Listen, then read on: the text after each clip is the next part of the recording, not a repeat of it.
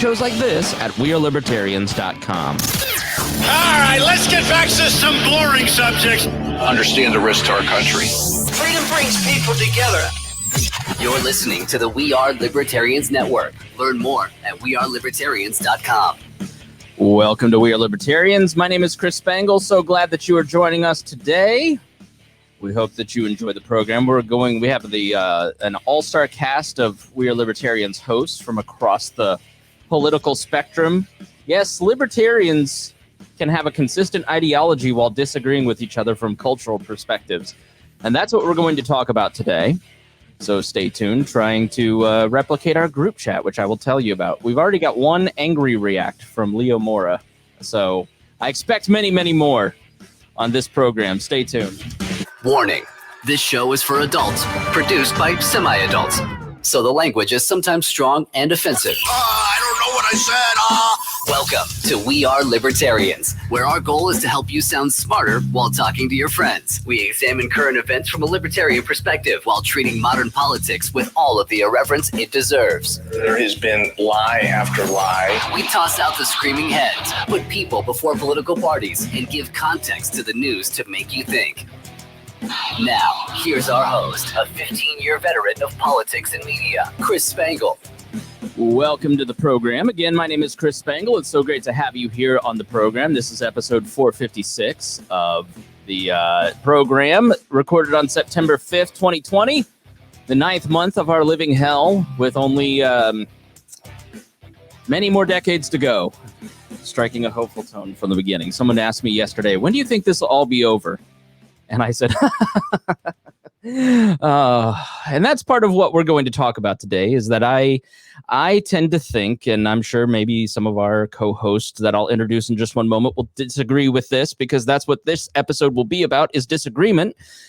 It is that we lived and were born, those of us who are, I'll be 37 on September 9th in just a few days, and we grew up in a relatively peaceful time.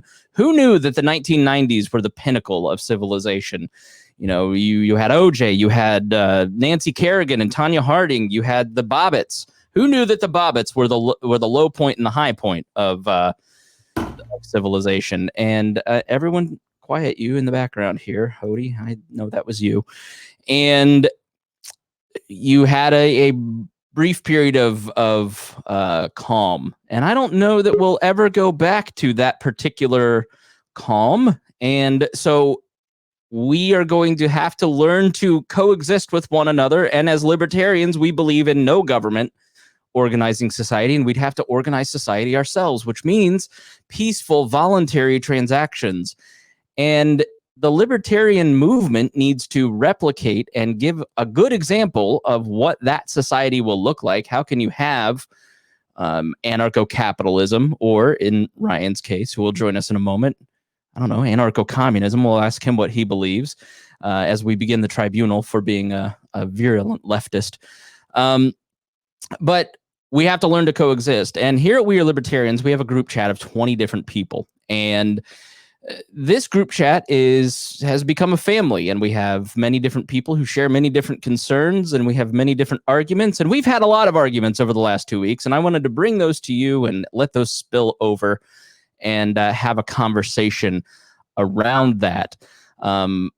So let me introduce the Brady Bunch group here, and have everybody go around and introduce themselves. We'll go by seniority here on the network, and that is Harry Price. Harry, please introduce yourself. Tell us a little bit about yourself. There's a lot of new listeners. All the stats are showing that we're getting a ton of new people tuning into We Are Libertarians, so they may not even know who you are. So please tell them who you are, what you believe, what your general milieu is. Hello, my name is Harry Price. Let's see. I came on to the We're Libertarians as a guest because I had my own podcast, but that went down in a gigantic racist dumpster fire. You literally called me and you go, "Hey, my co-host just called me the N-word. Can I join Wall?"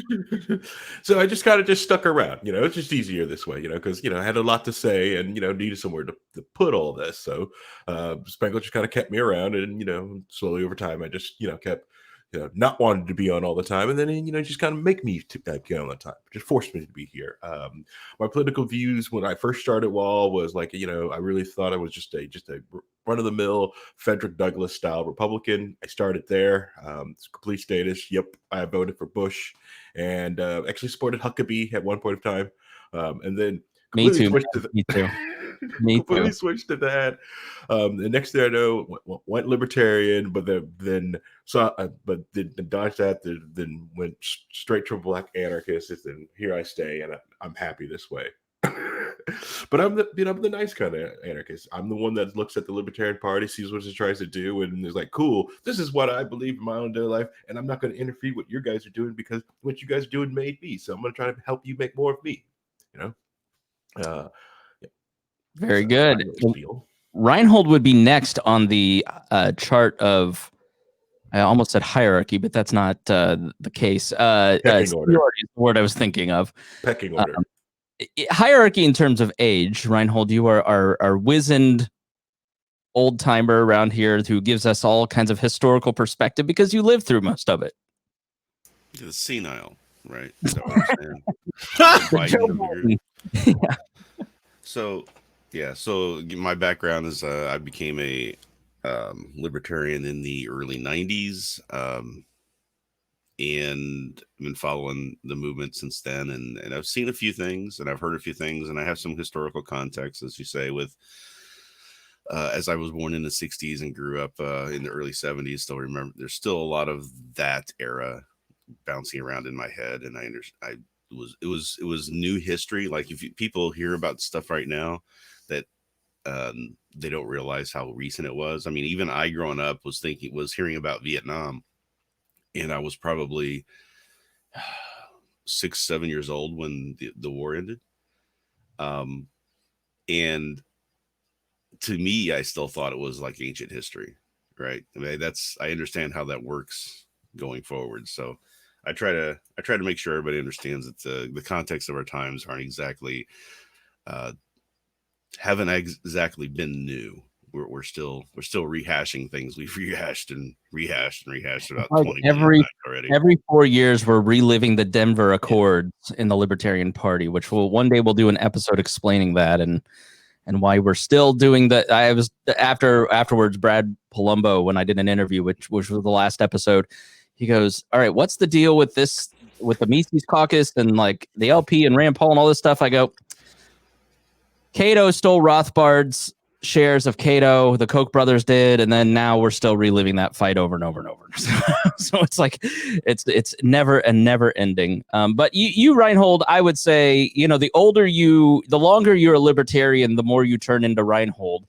And I have found that to be somewhat true for myself, where you end up kind of in the center, where you're just like, I hate all of you equally, and I have no team, and you're all stupid. That's sort of you're the you used to be the leftist of the group, and then Ryan joined us, and then now when Ryan left for like 3 weeks, and then he just stopped answering, and then all of a sudden everybody's like, Rhinehold, you're a Democrat, and I was like, oh man. It didn't take long, and it's really more a case of, I don't subscribe to your view of things, so therefore I must be the exact opposite and a horrible person and doing, none of my beliefs are anywhere near progressive. What's that? I said, at least you're self-aware, but sorry, I stepped on you by making a bad joke. It's all right. But it's just, I am what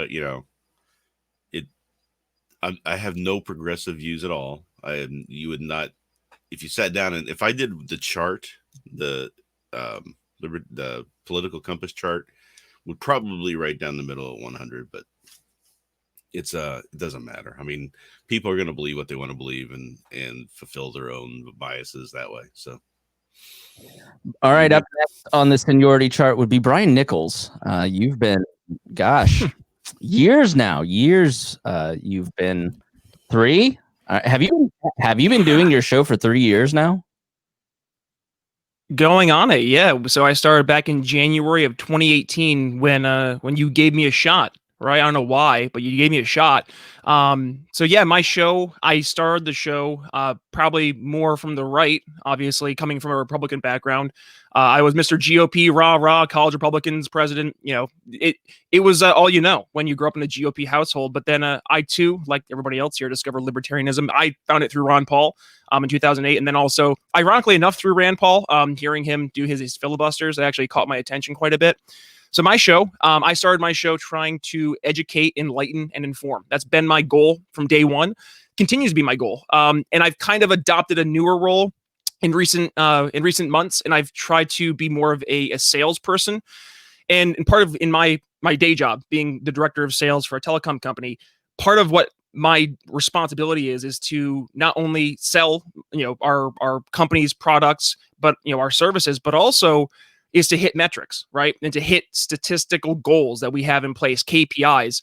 And that's been part of what I've been looking to do, not only from, growing the movement, but also trying to objectively find things that we can have a libertarian accomplishment with, right? So I've been much more focused on building bridges. And I find that when we go into divisiveness with our language, that just burns bridges. And instead of holding people accountable, as we should, we end up going after the person. And when you go after the person, you've instantly, in my experience, you've lost the credibility to build bridges in the future. So with that being said, I'm all for building bridges with folks on the left and the right. That's partly what my show has been about, is bringing people on from all different perspectives. And instead of arguing about where we disagree, having conversations and finding out where we do agree. Because I think when we find out where we agree, that's when we're able to coexist, as we discuss as our main focus of the show today. But also we're actually able to implement some positive solutions. So I will say, I will look to my friends on the left and the right, and I say, you all are welcome. So for my show, that's exactly what we're focusing on, is building those bridges. That's kind of, I guess, my niche in this network now. Okay. Very good. And you can find his show, The Brian Nichols Show, on any podcast platform. Hodey Johns, you are next on that list of seniority, and you have been an instrumental part of the network.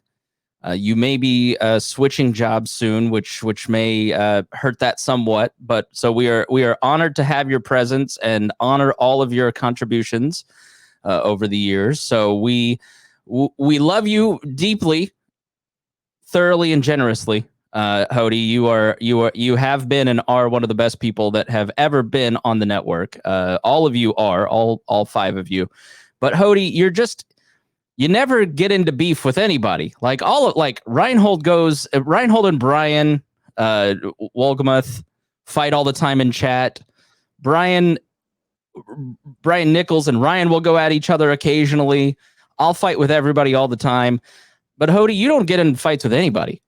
What's your secret?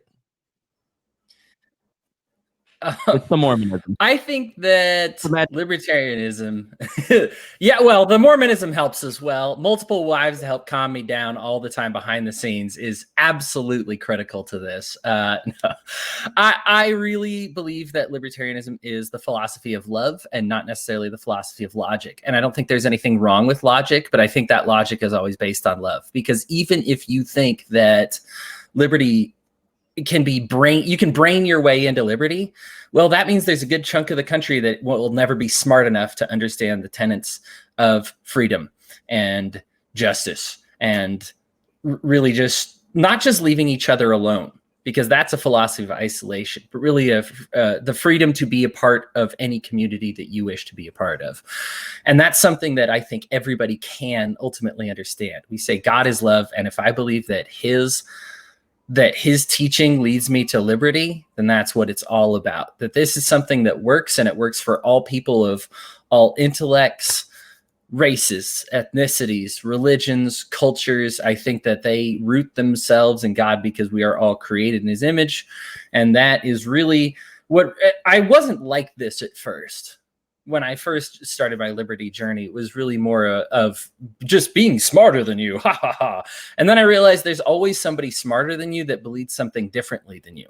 So you're never going to be able to outbrain somebody. You're going to lose the chess game to somebody who's going to be better than you. And you just sit around hoping you don't run into that person until the world is over. What you can do is out empathy anybody. Say, man, I really care about the environment. I really care about business. I really care about freedom. Hey, man, I care about that stuff too a lot. And I'm not going to pretend I have all the answers, but I think libertarianism has a lot to do with it. And that means being nice to each other. That means being good to each other. That doesn't mean just being peaceful. That means making peace happen. And that's really something that I've learned. The more I learn, the more humble I become. I've learned so many different things from this network because I have met some libertarians that are pretty far right and pretty far left in the network.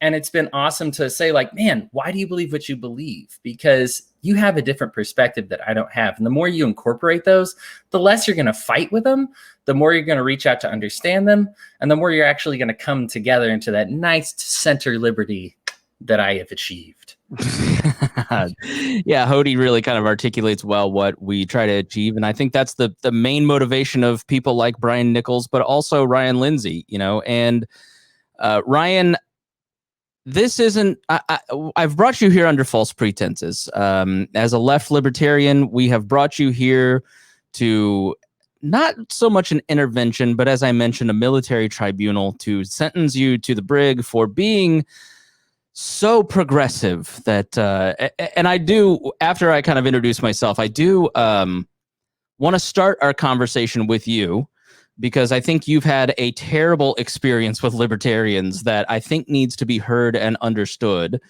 But start with what do you what the hell do you believe, Ryan? Please explain yourself. And you're muted, by the way. There you go. Yeah. So I think like the foundation of like any of my political, economic, ideological beliefs, it basically comes down to a skepticism of power, and not just political power, but like private power, economic power, just any sort of power over others, and egalitarianism. And for me, those are the two things I try to root myself in. And I have a confession, like I think it was you and Harry. I also at one point supported Mike Huckabee. I was in 8th grade during the 2008 election, and I went to a Mike Huckabee rally with my uncle and brought home a yard sign. I have to tell you, so I covered the primary here in Indiana was very relevant in 2008, and all the major Republican figures stopped by, saw Mitt Romney, Fred Thompson, and Mike Huckabee stood out. I said, that guy is he's going to be at the front of the field, because he walked in and I was the only one he couldn't shake hands with. And he made a big deal of saying, hey, man, thank you for being here. Like, he treated the media with such love and respect. And he was so nice, gave a great speech, was really like rooted in kind of he was playing the game. Yeah, but he also had like an empathetic message too, and you go, this guy is going somewhere. And then within 2 months, he was head of the field. But yeah, I totally get why you specifically would like Mike Huckabee. He wasn't dislikable. And then, once the debates hit, I saw Ron Paul and I was like, oh, that's what I am. Yeah. Yeah, but like I said, I was only in 8th grade at the time, so yeah, I wasn't really. Thanks for pointing that out. I wasn't really paying too much attention to anything. I just kind of like saw what my family watched and was like, oh yeah, I like them. But yeah, so, and I really kind of started paying attention, or like thinking for myself, I guess, like early 2010s. I was always raised in church, but it was like early 2010s when I started kind of exposing myself to different like religious writers like Stanley Hauerwas and John Yoder, Greg Boyd, and starting to really question like that convergence of like Christianity and patriotism and nationalism that's really common in America. And that's whenever I went from, and at the time, like in my mind, there, you're a Republican or you're a Democrat, and that's kind of when I went in my mind, like, well, like these, like all these Republicans supporting war and like being like anti-homosexuality laws and all, like this doesn't jive with like my religious thinking anymore. So I was just like, well, I guess I'm a liberal now. And I would say really I first started seriously looking at libertarianism in 2014 after with like the rise of the Black Lives Matter movement after Mike Brown and I feel off, Eric Garner, after they were killed by police, and just seeing, because that kind of made me realize, like, from a liberal point of view, like taxing cigarettes, it's like, oh, that's great because I don't want people to smoke. Smoking's awful and kills thousands of people every year. So let's discourage it. But then it's like, well, obviously, those laws have unintended consequences. And because of liberal laws, Eric Garner's dead now. And so that's whenever I started looking at libertarianism, because it's like, state force is something that should be questioned and not encouraged by somebody, who believes like the religious beliefs I have. And at that time, it's like whenever I'm looking at libertarianism, I go to Google it, and all I see is, Ron Paul says this and Rand Paul says this. And I'm seeing, basically only like the right libertarianism side of things. Like that was the most prevalent information out there. So it's kind of like, well, I guess this is what libertarianism is. Like, this is what libertarians believe. So I kind of went that direction for a while, like all about Ron and Rand and all them. But the whole time it was always this kind of half-hearted. It's like, I am saying this stuff because like it seems like it's what a libertarian is supposed to believe. But it's like, I don't really agree, like philosophically, with a lot of it. Like they're all talking about like, everything has to be rooted in property rights. And it's like, sure. But in my mind, I was like, dude, I don't really care about property rights. And then so, eventually. Brian, are you okay? Sorry, Brian just fainted. I just needed to make sure that he was okay. But yeah, so eventually I kept reading more and more. And I discovered like, left libertarianism and like those ideas, and realized like, well, it's possible to reject, the validity of state violence and state force while also keeping yourself centered on like egalitarianism and equality and progressive ideals. And so that's kind of where I'm at now. And I started, I wanted to get involved in the libertarian movement and wall and all, trying to, I wanted to help establish a firm, like leftist area in the libertarian movement. And that's just been fruitless. So now I'm trying to establish a libertarian area in leftist circles instead. Yeah. Would you identify yourself as a left-wing market anarchist, like of that tradition, if you were to put a label on it? Yeah. And like I've said this before, but I'm not like some super, I don't mean this disparagingly, but I'm not like an economics nerd. Like I don't know all the details, like Q1 and quantitative easing and all that's like, that all means nothing to me. I just, economics, I like the ideas of, the Jubilee talked about in the Bible, leveling the high and the low, and just equality generally. So yeah, I think the left-wing ideas of market anarchism is probably the most distinct way or concise way to label it. And Rhinehold, there is a long tradition. I mean, the libertarian strain of thinking really came out of the left wing, liberal ideas. Early on, you had Proudhon, you had Bakunin, you had some of these left wing, Emma Goldman, who was an anarchist. It really, the ideological moorings led to being nurtured in that early 20th century through, Mencken's publications, The Free Man. And then, you had Laura Ingalls Wilder, you had Ayn Rand, you had several different, and then it sort of, the ball started rolling. So libertarianism, I don't think people realize, is actually a very young ideology. It's maybe 100, 150 years old. I mean, there's obviously the tradition that goes back to Locke and fighting, state power, but John Stuart Mill. Yeah, principle. Exactly. Right. Late 1600s, early 1700s, but the libertarian idea, the libertarian movement really started to coalesce in the 20th century. but left-wing market anarchism had a strong position in that. It's just been overtaken sort of by, as right-wing publications like the American Mercury, the Freeman, National Review gave a place to nurture it, it became seen as a right ideology. I mean, so where does left-wing market anarchism kind of fit Right. in that current movement? It's interesting too, because like a lot of people look to Murray Rothbard, and Murray Rothbard started off courting the left, right? He was trying to court the new left and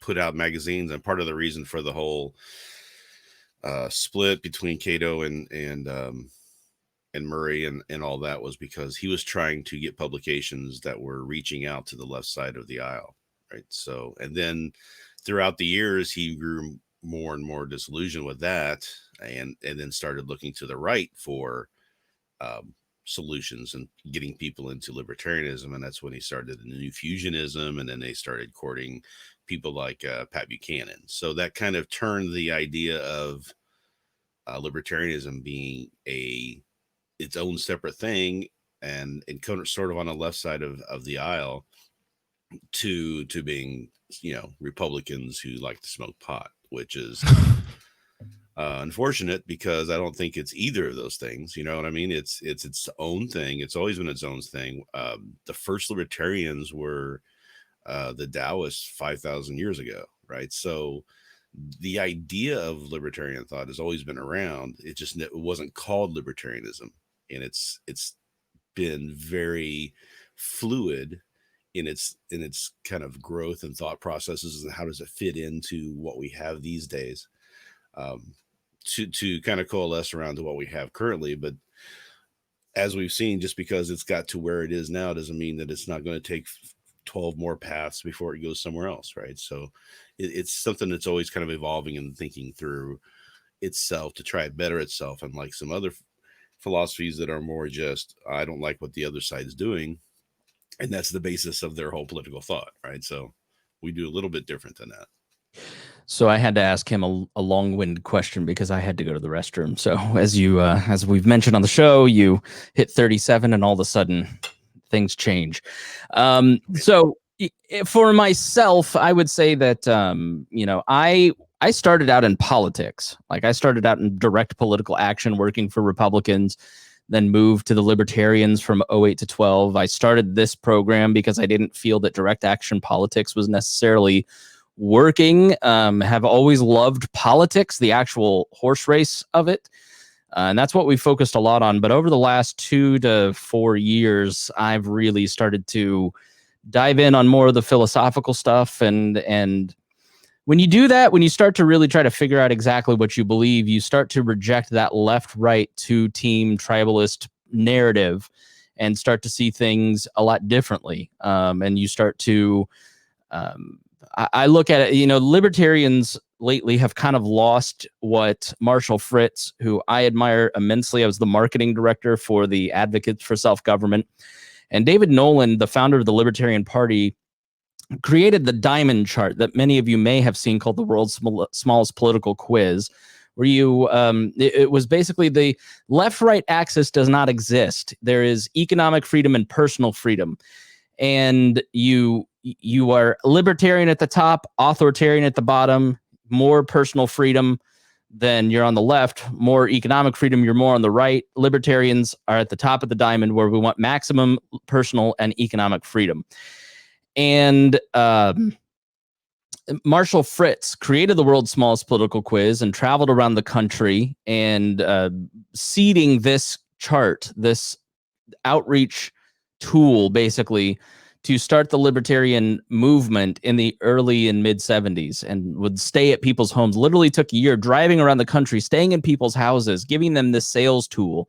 He's one of the most impactful people in libertarianism that most people don't know and have never heard of, which is why we have the Upward Libertarian Activism podcast, partially to keep his memory alive and share some of those activism tools and trainings that he put together. I have an incredible store of things that were left to me, basically, when the Advocates kind of switched some of their tactics. But I look at it and I go, I'm at the top of the diamond. I want maximum personal and economic freedom. I'm not on the left or on the right. I would identify myself more on the right. In terms of my political ideology, I'm an extreme minarchist at this point, teetering on the edge of anarcho-capitalism with Harry. The more you read and the more ideas, because you hold on to these little security blankets of, yeah, but we need this because that thing needs to happen. And then you see a good argument and then you're like, oh, okay.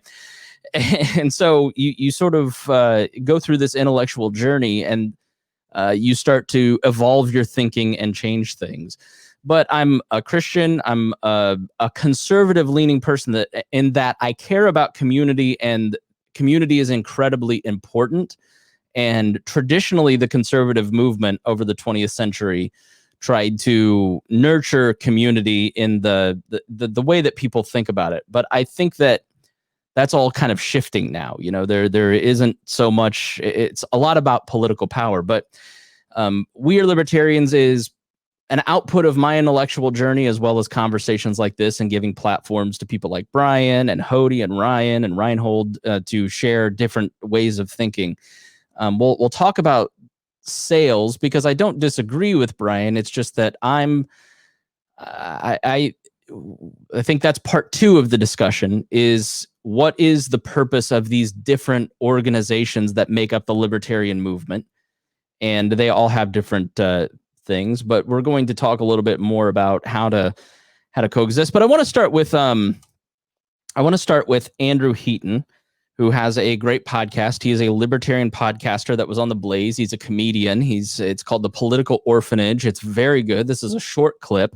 And he identified in his Culture Wars episode, which was excellent, 5 types of political conversations. And I think that this is a good framing for our discussion today, wherever it might lead, because part of the problem within the libertarian movement, but society at large, is that we're trying to have different conversations. So Hodey and I had disagreements on Kyle Rittenhouse because I think we were having 2 different conversations. I was going, there isn't need for armed guards on the street because we have the National Guard. There's existing systems. And Hodey was arguing, yeah, but you have the right to. The philosophical moral case is, I'm like, I don't disagree. But we felt like we were disagreeing with each other, even though it felt like we were having 2 different emphasis or conversations around things, And so I think that's sort of what the Dave Smith conversation was about. Like, all right, here's my emphasis. Here's where you're at. Here's where I'm at. And there's different styles, there's different types, and there's different strategies. So without further ado, here is the short clip identifying the 5 types of political conversations. There are 5 types of political conversations.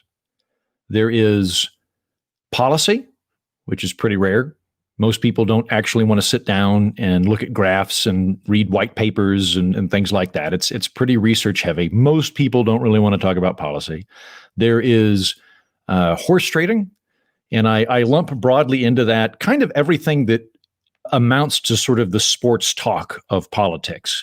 Speculation about who's going to win the next game, who's going to be the draft pick for president, what's the scandal going on, who slept with which intern, all that kind of stuff. It's fun. I like horse trading, and I think that there's a really smart dimension to it as well, which is tactics. Third type of political conversation, you've got philosophy and ideology. What are the values?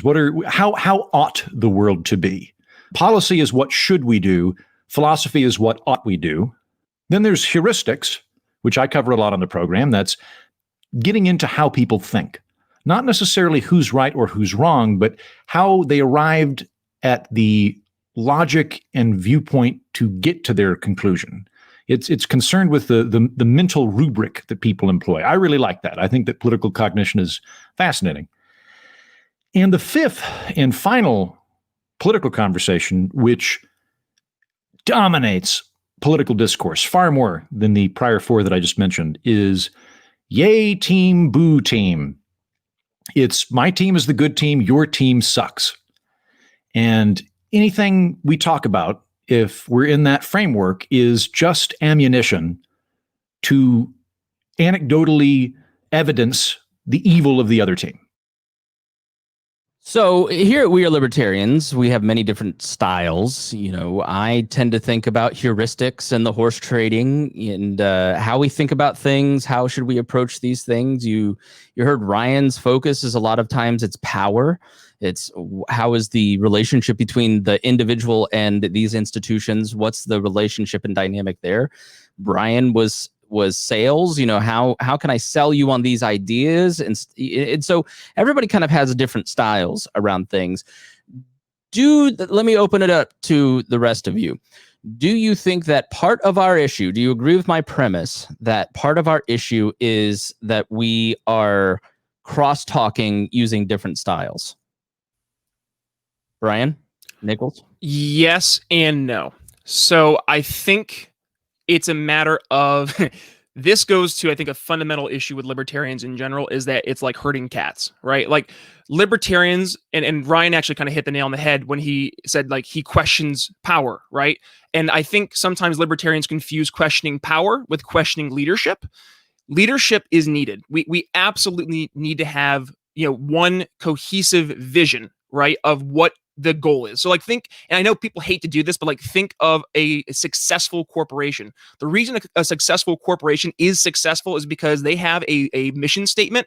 And in that mission statement, there is a well laid out goal for the entire company. Now, the entire company is going to have multiple different factions of people within that company who are all doing different roles. You have your accounting folks, you have your HR folks, you have your marketing folks and sales folks, you have your engineers behind the scenes, you have your maintenance folks, and every single part of those people or those roles are important for the overall success of that company. But at the end of the day, everybody's going towards that main goal, that main mission statement. So I think part of the problem has been that our mission statement has been a little scattered.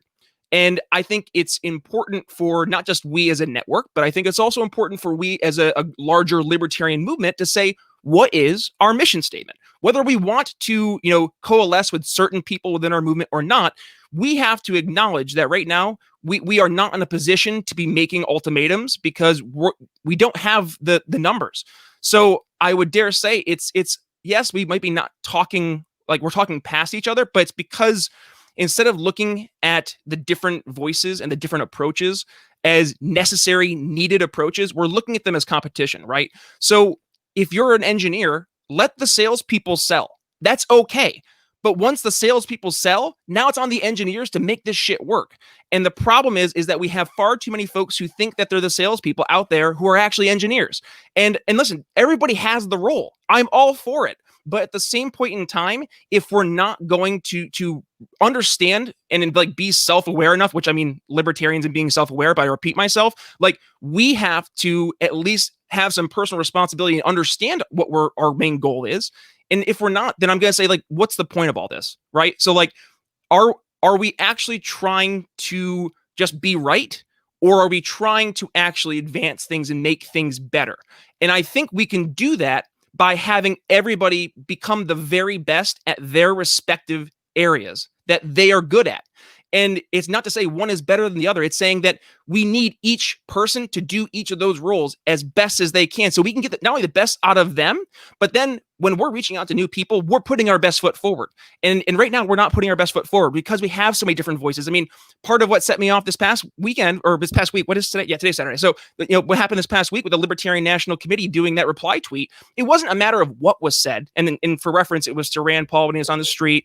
And they said, oh, don't spook him. You'll scare him in a response to a Conan O'Brien tweet, which is fine. Like you want to go ahead and tweet that. But as the Libertarian Party, like official account, what are we doing? Like, are we trying to actually build bridges and enact libertarian policy with somebody who's easily the most libertarian senator that we've had in the past like 100 years and actually enacting libertarian policy for all of his flaws? Or do we want to be right and feel like, we got him because we were right? Like, I don't see the value in us casting stones at people that we can have as potential allies. Call them out for when they're wrong, but when you start like making fun or poking fun, I wrote an article. I wrote an article 2 years ago, and I got so much shit for it. It was called "Stop Making Fun of Alexandria Ocasio-Cortez." Remember this, Chris? I wrote this article, and people gave me so much shit because I said when you make fun of Alexandria Ocasio-Cortez, all you're doing is you're emboldening her supporters, because when you embolden her supporters, they're going to say, listen, they're not just making fun of her. They're making fun of you as her supporters. And the same thing is true for Trump. The same thing is true for Republicans. And guess what? The same thing is true for libertarians. We all rightfully got so pissed off when Gary Johnson got hit with a "Where's Aleppo?" We still get pissed off when people bring up James Weeks running on stage naked. And rightfully so, because that was labeled to represent the entire movement. So when we as libertarians start to take the actions that we disagree with of certain people and then label that on entire movements, how does that make us any better? So then I go back to my main point. What are we doing here, right? If our goal is to actually advance libertarian principles and make liberty win, right? Like for like young Americans for liberty, make liberty win. What an amazing slogan that is, because that's what we should be doing. Like right now, if we want to stay in our Facebook groups and be right all the time, good. I'm sorry though, I won't be a part of that. I don't want to just be right. I want to see people live a freer life. Like that's something that I think we should all objectively be looking for as like a metric for success. And until we have that metric for success in our mission statement, we're just going to be shooting arrows all over the place because we don't have one cohesive vision that we've agreed to. Yeah, that's right. Finger guns away, Harry. Like we don't have that one cohesive vision of what our end goal is. So could you not argue that the non-aggression principle is that mission statement? It is that one thing that, I mean, Ryan is shaking his head in disagreement with a lot you're saying, but that's the one thing that the two of you agree on, I would assume. I think we have to have more voices than not, right? So Ryan is, and Ryan, correct me if I'm wrong, right?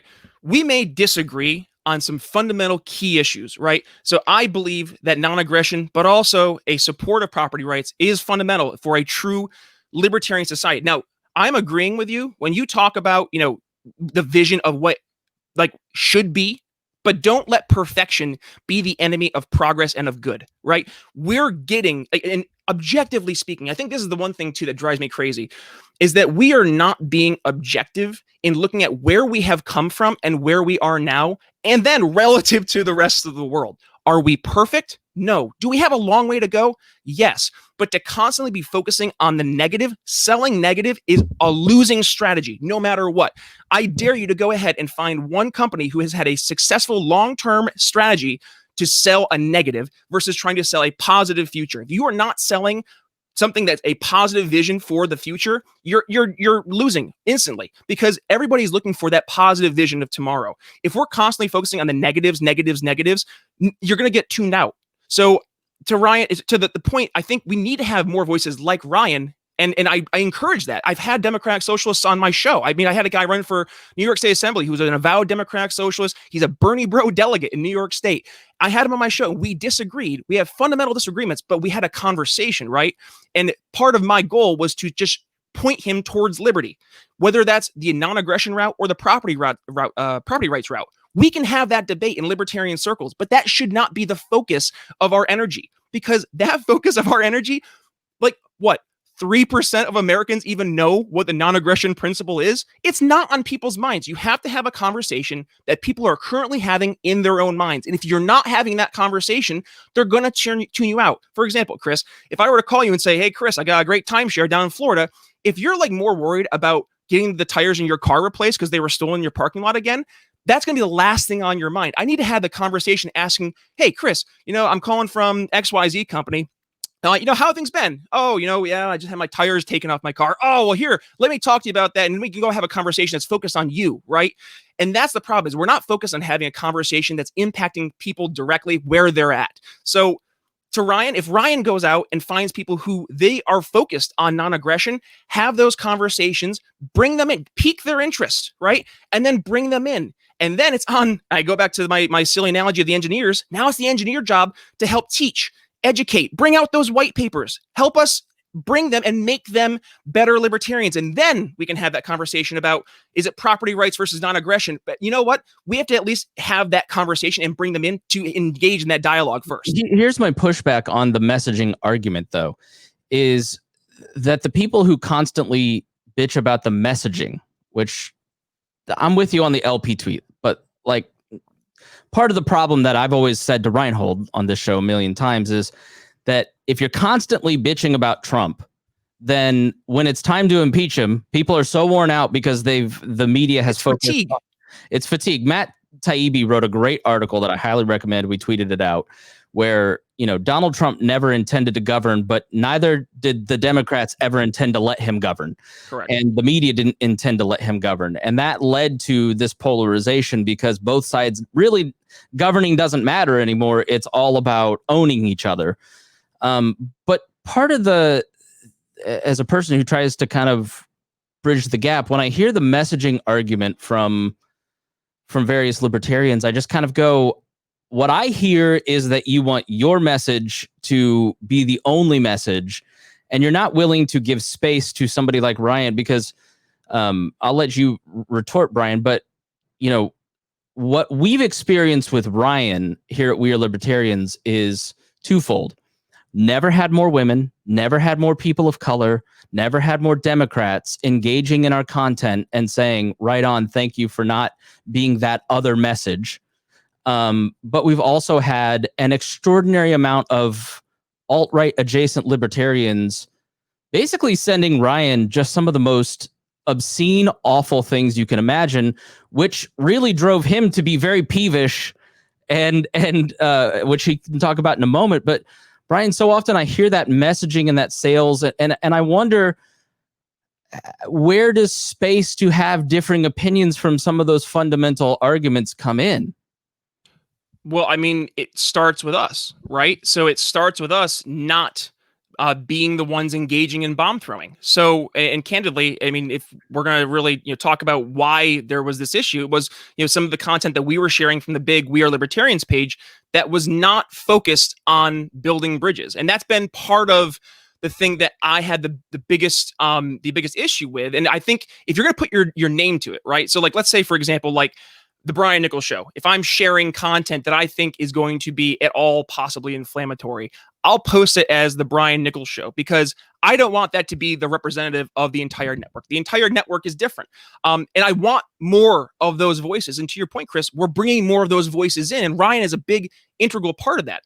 But it's also based on the people that we're talking to. So to Ryan's point, Ryan wants to bring libertarianism to the left, and I encourage that. We need to do that because they need to hear a different perspective. But we also have to remember, what is the entire, like, We Are Libertarians network? Is it the voice of just the left? Is it the voice just of the right? Ryan went and looked for alternative voices than Rand Paul and Ron Paul, and I dare say that the people that we're bringing in, they've also been looking for those different voices. So just to have Ryan have a voice on the network is a positive, but it also comes with responsibility, I say.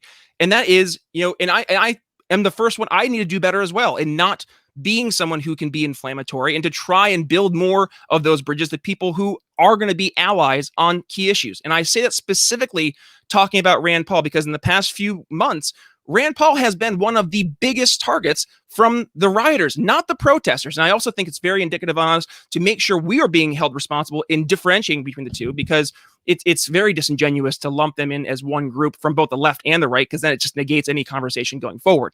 But with that being said, Rand Paul literally wrote the damn bill of the Breonna Taylor Act, right? Say her name. And yet they were screaming at him to say her name. And it goes to, okay, what's the goal of that group of people? Why are we, as We Are Libertarians, trying to reach out and appeal to people who are basically showing 1000% they are not being good faith, rational actors? Because if you're screaming, say her name to the man who wrote the bill, that instantly tells me that you are not a serious person, and you're literally the personification of the meme. Here's a solution. No, I don't want it. I just want to be mad. Okay. And I'm sorry, I don't want to be reaching out and specifically focusing on people who aren't going to be having good faith conversations, because the only way that we advance beyond our little libertarian circle jerks is if we go out and actually talk to people, have real good faith conversations, and build bridges with people who can agree with us on fundamental principles. And if they can't, it's on our job to convince them, but we don't convince them by tearing down other allies. That's not how we do it. That's not successful. And that's a very losing strategy. I don't know that I ever shared anything that was anti-Rand Paul or any. I mean, did you, Ryan? Yeah.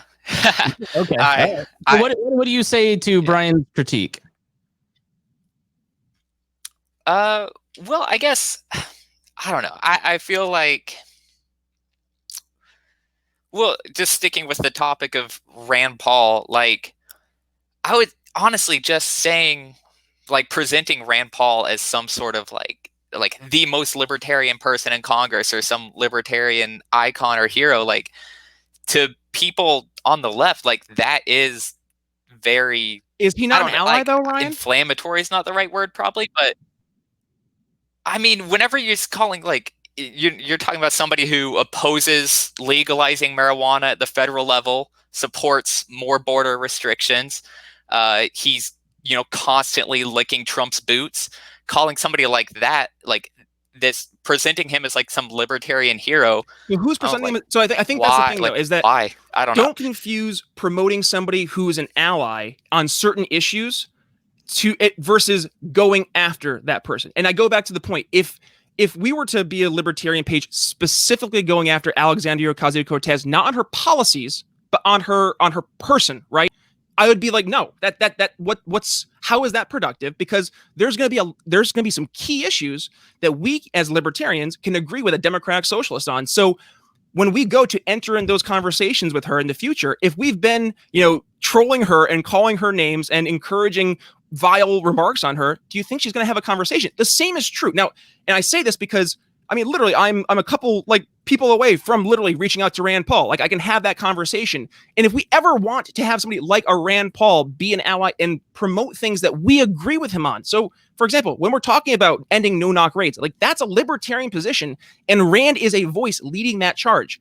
How does it behoove us to then go after the guy who's helping write the no-knock raids bill to end that, and then when we try to build bridges in the future, he's going to look at us as a negative? Do you see how that, from my perspective, that's going to be a very big fundamental roadblock in the way of us actually progressing our message forward?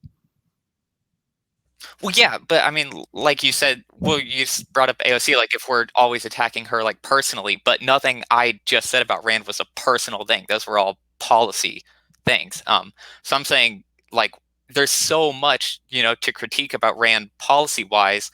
So why hold back on that just because? But it wasn't policy, though. So when you posted about he opposed federal marijuana legalization. No, I'm talking about the posts you did.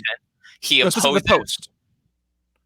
So the post that you posted, I'm referring to, was the one where Rand Paul was walking back to his hotel. Let me jump in. Okay. All right, because there's some shades to this. I want Ryan to be heard when he says, because Brian, you and I had this conversation privately, and I'll say it out loud here, and I'm the worst of all of this, right? I'm the one that doesn't tag anything, and I tend to think that sometimes a quick provocation will make people think. Now, in the comments, people don't think. They react to it. But if you highlight a hypocrisy or an intellectual error in a quick way, sometimes people will kind of be jarred out of that way of thinking. And there's a problem on the right specifically that you're going to catch an idea virus, and we are on the farthest end of the acceptable right as a libertarian movement. And so we are more comfortable with a Nick Fuentes being interviewed than a Ryan being interviewed a lot of times. I disagree with that. I fundamentally disagree with that. I think that libertarians have approached that as the accepted answer. I don't think if you go into true libertarian circles that's the case, because if you were to have somebody like a Tulsi on and I know you're referring to Dave Smith, if you were to have Tulsi on Dave Smith, there wouldn't be the same pushback. And obviously it's because Tulsi is not going to be as controversial when it comes to the race stuff. And I'm on board with you guys on that. We can call that stuff out for what it is, but again, I think it's dangerous for us to start. Hold on, you blurred out there. No, but I think Ryan's point of constantly pushing Rand Paul or the anti-leftist message of the right now, the MAGA crowd, is fundamentally offensive and inflammatory to many people, to basically 60% of the country, 50% at least. And so that, Brian, I think you completely fell out. And I think Ryan, that's part of what Ryan is trying to say, is that there isn't balance Rhinehold, jump in here while we're waiting for him to jump in. Well, I did want to kind of bring up a little bit too, is that we can do all this building bridges things and trying not to offend people that may be our allies at some point. But at the end of the day, that starts muddying the waters of what the message is too, because now you have people like Donald Trump saying that, well, Rand Paul says I'm kind of libertarian. Yeah, I want Brian to hear that. Ryan, part of the issue here is social media is not a great way to have a political conversation. How much do you take responsibility? I mean, for some of that incendiary, because I think your experience, and I experience it too, and I think Dave Smith kind of talked about it too. Like when you wake up every day and everybody's mad at you all the time, you fundamentally start to dislike the people that are being awful to you. And you kind of stop seeing them as people to have a conversation with and start seeing them as people that are aggressively being terrible. I mean, talk about some of the messages that you get. Oh God. Yeah. Well, okay. I'm gonna do a flashback back to 2019, but it was like the very first issue of Wall Reader that we put out, and we had that article about libertarian socialism. I didn't even write the thing. I just published it, and people just like so many people on the right just see the title and they're immediately like, why is this guy like think he's a libertarian? Why is he on Wall? Why is he, et cetera, et cetera. And basically my relationship with the right has been like, that was the peak. It's been downhill like from that. It's just gotten worse. Man, where was I going with that? Well, my point was, and I will repeat it for Brian's sake, he's back. Yeah, sorry. Internet died. I'm here now. Part of I think the problem that I'm experiencing, that Ryan goes through, that I think Dave Smith sort of alluded to, is that when you wake up every day and you open up your internet and you're being beaten over the head by a certain group of people, you start to, it's obsession's not the right word. It's irritation. And you're just like, all right. Hit the mute button. Respectively, like I hate to interrupt. That's literally what I've had to do in everything. I've had to hit the mute button because otherwise, like, if negativity is just going to breed more negativity, not just in your interactions online, but in your own personal life.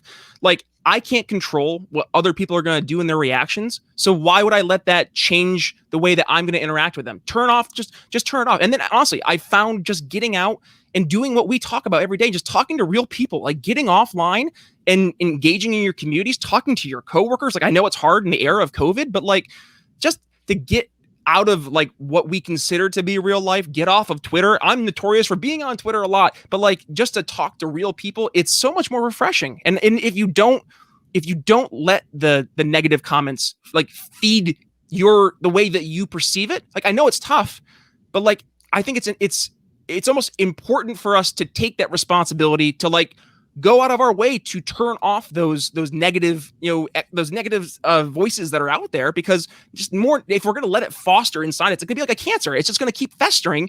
And then it leads to these boiling over points where we feel we have to use this hyperbolic rhetoric or this, sensationalism to reach people because we think that's the only way we can break through. Yeah. All right. So let me read this from Paul Lopez and then give Ryan a chance to give him the floor a little bit. I don't agree with Ryan on certain issues, but I refuse to insult him. However, he does have a tendency to react in a very negative manner. Ryan, react to that. And how did you get to that point? I mean, well, yeah, like going back to what I was saying, like whenever I don't even write, I just publish something like, hey, libertarian socialism exists. And the right is just freaks out about that. And then, I'm writing like, I go from writing 10-page articles trying to, explain my ideas and flesh them out. And then people just read the headline, don't even care. It's like, why am I putting all my time and effort into this? Like trying to meet the right halfway. Like, why even like this morning, I posted a meme on the Wall page making fun of Bernie Sanders, poking fun of him for how he voted for the 94 crime bill. And all the comments are just like, Ryan's a lefty. Why is he posting this? Why am I even why even try to meet these people halfway? Like, they don't care. So I don't know. For me, it's just like, they don't care about what I say. They're not going to be on my side. So I might as well not water down my message and say what I actually think. Which I think is a key part. And I'll go to you next, Brian. But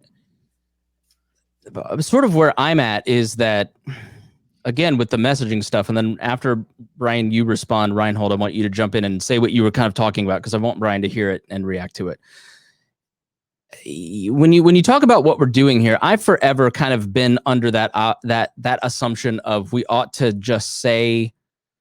tailor the message, and at a certain point, I think in this past year, we've gotten to a point where it's not how you say it that is the problem. It's that you have a differing opinion and it doesn't matter. And what Ryan's saying is that there are a lot of people on the right who don't have good faith, and that a lot of times the messaging argument is about tailoring to the right because they're more likely to help us. When I've got 20 years of experience of those people looking at me and going, here, pulling the Lucy football out from under you. So it's sort of like at a certain point, choosing to suck up to the Republicans or choosing to suck up to the Democrats with messaging is a Pyrrhic victory, because at the end of the day, you're not going to win. You might as well just say exactly what you think and stand on principle like Ron Paul did and let the chips where they may, because there are a lot of people who are in these two camps that have no good faith, and falling for it on the right or falling for it on the left is it's a waste of time. I don't think it's both. I don't think necessarily it has to be one or the other, though, Chris, because I mean, you can go after Republicans as a collective while still supporting individual Republicans who do good libertarian things. So again, like, I'm all for when he says he went after Bernie Sanders for voting for the 1994 crime bill. Like, yes. And when Rand Paul does non-libertarian policy, we 1000% have the right to be critical of him. But to just like mock him when he's walking back from his from the DC or White House to his hotel for being stormed by an angry mob, that's different, right? And that's the point I'm trying to make, is that yes, you can say what you believe, and I don't think there's anybody right in our network that discourages people from saying what they believe. It's the way that we're saying it, because I mean, I do think it's important also to know our market, right? Yes, we have grown our market to the left, and that's great. But then I want to ask you, at what point are they going to jump off the ship, right? Because respectfully, I mean, Ryan, you started, when we started the show off today, you said that one of your main things that you were not on board with was economics from a left standpoint. And candidly, you said a lot of it's just because you don't really dig into it that much. So I think if you were to dig in more economics, you might find that you dig more to the right, just because, I mean, everything in life kind of boils down to economics in some way, shape, or form, but regardless. So going back towards my main point is that if we were to encourage more voices, and if we were to encourage more healthy dialogues, I don't see how that's a negative. And I also think it's encouraging us to grow the movement beyond just, the right and the left, but also knowing our market and focusing on people who are going to be our allies when we do come down to, like, okay, if we want to go to Ryan's model, like, it's going to either be government's going to help promote equality or not. And like, that's a fundamental conversation we can have. And when we get to that point, but we're not at that point yet. Does that make sense? Ryan? I guess I don't understand the last question you're asking. Like, we're not at the point of what? So like we as a movement, right? We are not at the point to be making such bombastic statements against people that, like, if we're actually trying to build like coalitions, right? So like, you're trying to build coalitions from the left. I agree with you. But then I would ask, are we at a point as a movement that we can compromise a certain group of the movement's principles in bringing in new people when there is a fundamental disagreement from that standpoint? And I would argue, and I don't mean to kind of extrapolate the question more, but like, I would say that's part of the argument from the more right libertarian, is that, hey, when you get to talking about economics with folks who are, like, we'll say generically on the right, like conservative, right? We can probably convince them to Austrian economics, and we can convince them to economic freedom and personal freedom as it pertains to that, right? I think we are going to have a much harder time in convincing our friends on the left to go to an economic freedom route, because I think that will be a fundamental, like, point in the sand where, to Ryan's point, that's where it's going to be, is it property rights or versus non-aggression, right? And that's fine. And that's my point, is that we can have that debate, but I don't know if it's investing the resources. Again, if we're looking at this as, we are libertarians, the corporation, are we investing the resources and going after the right market? Like if I'm selling a product, right, I'm going to make sure that the product that we're focusing on like all day long is the one that's selling the most. And then we're going to have the accessory products that are there as well to be those niche markets that are going to catch people who are looking for those niche things. It's going to catch their eye. But your bread and butter is going to be what you're promoting on a daily basis. And I think the bread and butter, I'm sorry, I think it's very fair to say that a majority of the people who are predominantly from the right, we can convince in our arguments for a more just free across the board. I just think we are going to have a more of a problem when it comes to doing that for economics for the left. Am I wrong? I mean, well, but you're assuming that you have to have like that right-leaning or like Austrian economic foundation to be a libertarian. But in my mind, like libertarianism and Austrian economics are two completely separate things. Like they can mesh together, but they don't have to. Like you can be 100% opposed to Austrian economics and still be fully libertarian.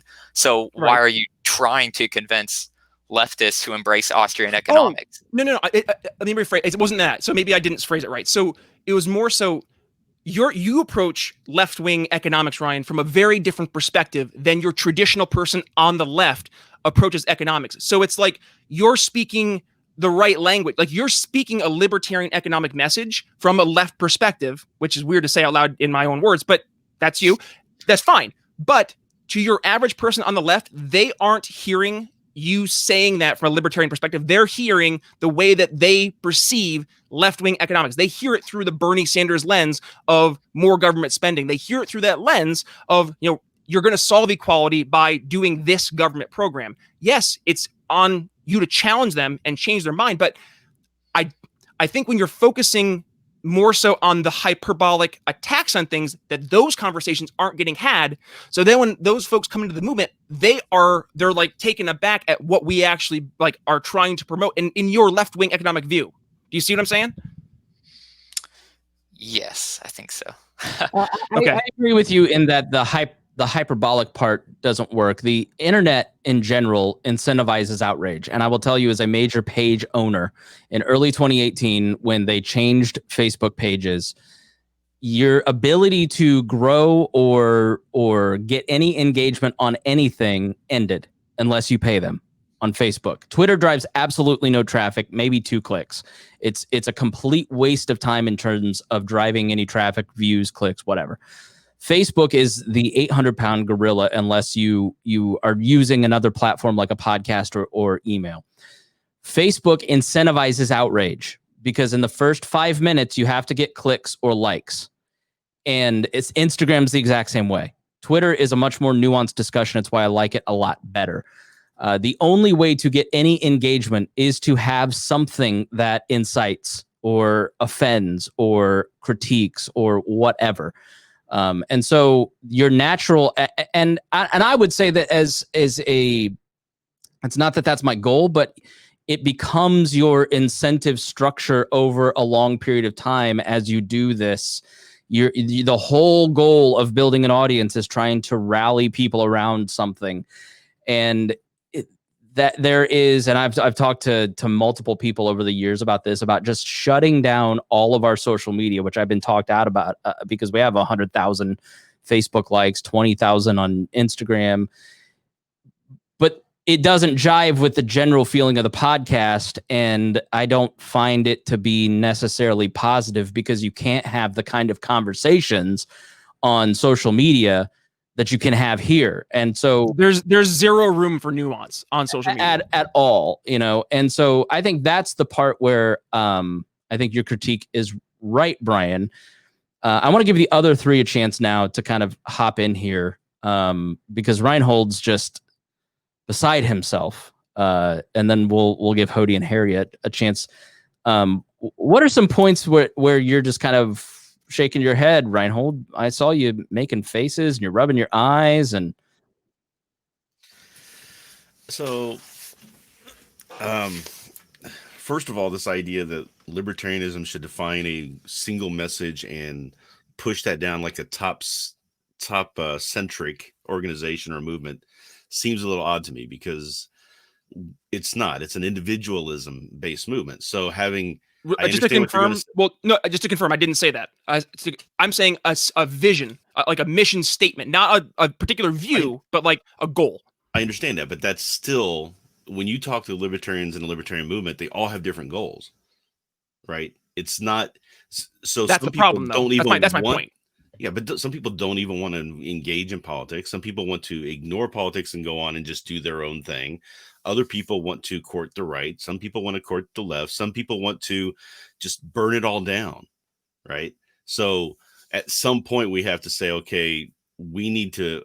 I kind of agree that it would be nice to come together and say, as a maybe for the party to have a goal and stop listening to the people who don't want that goal to happen to interfere with that. But when you talk about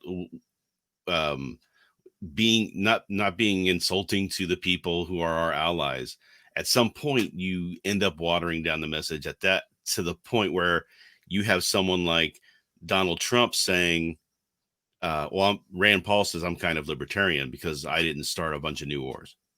And that's not the case. The libertarianism isn't a set of policies, right? So you can't just say, oh, we agree on these 3 policies, therefore he's kind of libertarian or he's the most libertarian. It's the mindset that someone has, the philosophy that someone has that makes someone libertarian or not. So I have no problem with aligning with Rand Paul when he's agreeing, when we're at that stage of trying to enact something and getting it in place.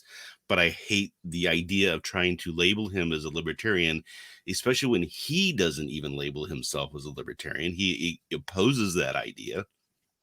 So why would we go out of our way to be nice to him when he's doing things that are way off the track? Like the tweet that was sent by LP National was not that. It was not intended to be, oh, we're making fun of him for getting surrounded by people who are unreasonable. It was his reaction to it. Don't spook him or he's going to go authoritarianism on you. And that's what he did. He tried to call out the FBI to get these people arrested without due cause. Just because the fact that you have to explain that shows how what a losing argument it was. And that's my point. But I'm not saying it was a good tweet. I'm not saying it was made well. But that's the point. The Libertarian Party there's way too many of these excuses. Like, why are we spending all this time excusing away actions from the party? I'm sorry, like that is an inexcusable tweet that somebody from LP National thought that the 3rd largest political party should be entering into a political conversation in that way, in such a hyperbolic way that our only sitting U.S. Congressperson and Justin Amash had to go out of his way to actively show that was not a good tweet from LP National, condemn it, and only then did it get deleted. I'd also if it hadn't been. Hold on. I'd also push back and say that you're on your 3rd attack, 2nd attack. Yeah. Like you've been shot at. Like, come on. I would probably overreact. No, I understand his overreaction. I mean, I would rather he overreact in a way that's not using his power or position to try to, violate people's rights.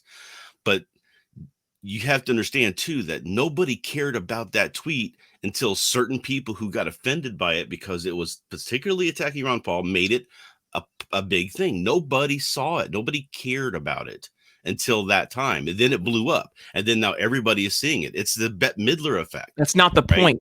That's not the point, though. The point is that somebody tweeted it. One person. Yeah. But if one person, if that tweet causes people not to be libertarian, we've got bigger, much bigger problems, right? If somebody goes, oh, I saw this tweet, they insulted Ron Paul, therefore I'm not going to vote for George Jorgensen, I'm going to go for Donald Trump. Let me stop here because I don't want to spend my life arguing about the LP Twitter, because the LP Twitter made a shitty joke that wasn't defensible, and we are Streisand defecting it, but it's like, if you're expecting good tweets from the LP National Twitter at this point, what I can't help. But why don't we hold them to hold on? Why don't we hold our own political party to a higher standard? Like Rhinehold, that's the part that's driving me crazy, is that if we're not going to hold our party to a higher standard, then how do we expect the American electorate to give us any sense of any credibility? Because there's a bit of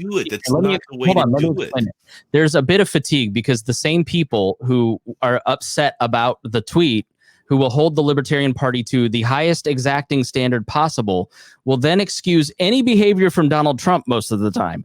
And so you just roll your eyes and just kind of go, like, there's two different standards, that you're employing. And it just becomes exhausting when everybody's outraged about everything all the time. And I think there's also a bit of history here that's being left out of the equation between the Pauls and the Libertarian Party. There are a lot of longtime Libertarian people, and this is what I tried to explain to the Mises Caucus, because they don't understand the history and there's a lot of new people that don't get this, right? If you are a longtime Libertarian person, you have a chip on your shoulder towards the Pauls, towards the more Mises right-wing Libertarian, because of the way that you've been repeatedly treated over 40 years by the Rothbardian crowd. And so there is, in a lot of Libertarian circles, not a lot of sympathy or empathy for anybody with the last name Paul because of their behavior. But that's not talked about because we all just praise the Rand Paul all the time. And that's sort of what Ryan is saying, and what Dennis is saying, Rhinehold, is that there is a sense that it doesn't matter how you feel or what you think about these people. Shut your mouth, be quiet, because you're hurting the movement by criticizing Ron Paul. But Rand just endorsed Gary Johnson in 2018. Like, I see that argument, but I'm going to give some pushback. Is it not fair to say that we are engaging in the same behavior that we are accusing the other side of it behaving in, because we're focusing on these quarrels of the past? Like, respectfully, I understand Rhinehold's experience in the movement. I understand, and I really appreciate all of our history in the movement, but like, should we not be trying to move forward past those? And that's why I'm saying, like, stop looking at using these little old past divisive reasons as justification for why we're doing things now. Like, it's not a justification. It's asking people to understand the experiences of others. Right. That's what I don't. That's what do both, though. That is. But that's no. If you start talking about race, or if Ryan writes an article promoting AOC and her allyship on libertarian principles, go look at the reaction to that. It doesn't matter how libertarian or thoughtful Ryan has been on some of these issues. It's just that there are people who don't give a shit about anybody else's experiences except theirs. And so you just, if you mention race, they're not our market. We're not talking to them then. Right. But that is 51% of the country. So I disagree. I don't think it is 51% of the country. I would say there's a vast majority of Americans out there who are politically apathetic for the sole fact that they have looked at the traditional two-party system and they have been so discouraged, and they feel that there is no hope in the two-party system. And then it's indicative on the Libertarian Party, and if we're going to talk about the party goals, to be that alternative and speak to those other people who aren't being spoken to. That's our market. All right, let me have Hodey. I don't think you've said anything the whole show, or Harry. So Hodey and Harry, jump in here. What stood out to you? Let's start with Hodey. You got to unmute yourself, bud. I'm back. Hey, guys. We are talking past each other a little bit. And one of the issues is that we don't feel represented. And this is very common. This is something that I learned from like a relationship book. And I find it still helpful for political discourses, because what we say is we don't feel well represented. What will happen is we'll say, well, I find AOC sympathetic. Well, I find Rand Paul sympathetic. They both have libertarian policy points. Neither of them have libertarian mindsets, right? And so what will happen is we'll say, well, okay, I'll speak up when they attacked Rand Paul. I think most of us agree that that was a stupid tweet, right? Making fun of him. But how many of those same people spoke up when the LP National was just taking crack shots at AOC for like a year straight, right? Like, it's funny, kind of. And the Rand Paul tweet was funny, kind of, if you have the same mentality. So it's a matter of consistency when we say we don't want people to have biases, right? I really think it's important for people to see both sides of you. If you have a complete libertarian mindset, it's important for you to say, you know what? I'm not going to make excuses for damaging property. I'm not going to make excuses for hurting people. I'm not going to make excuses for hurting innocent people. I'm not going to make excuses for Rand Paul's non-libertarian stanzas. and AOC's non-libertarian stances. I will still, though, let's build bridges, praise them when they're right, give them credit when they're right. And there is some problem, I will admit, and I think here's part of the issue, is when we talk about Rand Paul and we say, well, this is Rand Paul we're talking about, and if I share a post from him, you'll get a few of the alt-lefts like being like, oh my gosh, but he's not a libertarian, and he said he's not a libertarian and advocate. But like it's like a couple of very loud people. Whereas if we post anything positive from AOC, anything at all, like even if it's a libertarian thing like abolishing ICE, right? That libertarians have been talking about for a while. What happens? Oh, status, you guys have gone full left. Y'all are commies now. And there's so much of it. And so here's the problem, right? Is that people feel this need for representation. This gets back to my original point here. I need to, if the Libertarian Party is a little bit too far right, which, you know, maybe it is, right? Based on people's comments on posts, then what happens is to get to the center when people compromise. And this is why I talk about reading relationship books. The bad way to compromise with your spouse is to pretend you're way far over on one side, because then you think the compromise is going to bring you to the center, and the center is what you really wanted. So you're not arguing for your center. You're not arguing for the compromise. You're arguing for something that's like, well, I just want to do, you know, I want to play video games and drink beer with my friends for 12 hours. All right, we compromised it down to 6 hours. I'm such a good guy. You know, it's like, well, you actually wanted the 6 hours is where you started arguing, right? And this makes its way into political discourse when I say, I want the Libertarian Party to end center. If we're too far right, what are our lefty friends going to do? They're going to go way far left because they're like, I'm trying to pull this massive rock back to the center. And it's just such a struggle and such a fight to try and make that happen. Part of it is also when we talk about spades, we're not afraid to call spades spades, right? And this goes to kind of the Kyle Rittenhouse stuff. Hurting people is wrong. Damaging property is wrong all the time. The looters could loot for the next 7 years and escalate it tenfold, and they will not come close to looting how much the American government has looted, right, from us. They will not come close to the damage that the American government has looted and taken, right? And so here's the thing. We need to call spades spades. It is wrong if you are hurting innocent people. Put a period on the end of that sentence. You should not be afraid to say that that is wrong. But you should also be able to recognize, and I think, Chris, this is why we had a disagreement. And I think it's more of an agreement, but like you said, we're having two different conversations. You're identifying that people that are tearing up a gas station are a two of spades. You're recognizing that systemic racism, that drug policies, that invading their homes, I mean, not even just government perspective, from a culture perspective of isolation and saying, yeah, it's fine. You can be black, but just do it somewhere else. You can be gay, but do it somewhere else. You can be this, but do it somewhere else, has a negative consequence. And that is an ace of spades compared to a two of spades. We should still be able to call them both spades. And I think it's important that we say that both things are wrong, because then if we only focus on one thing, what's the problem with Ben Shapiro, right? He's a libertarian a little bit on some issues. Again, not the mentality, but on some issues.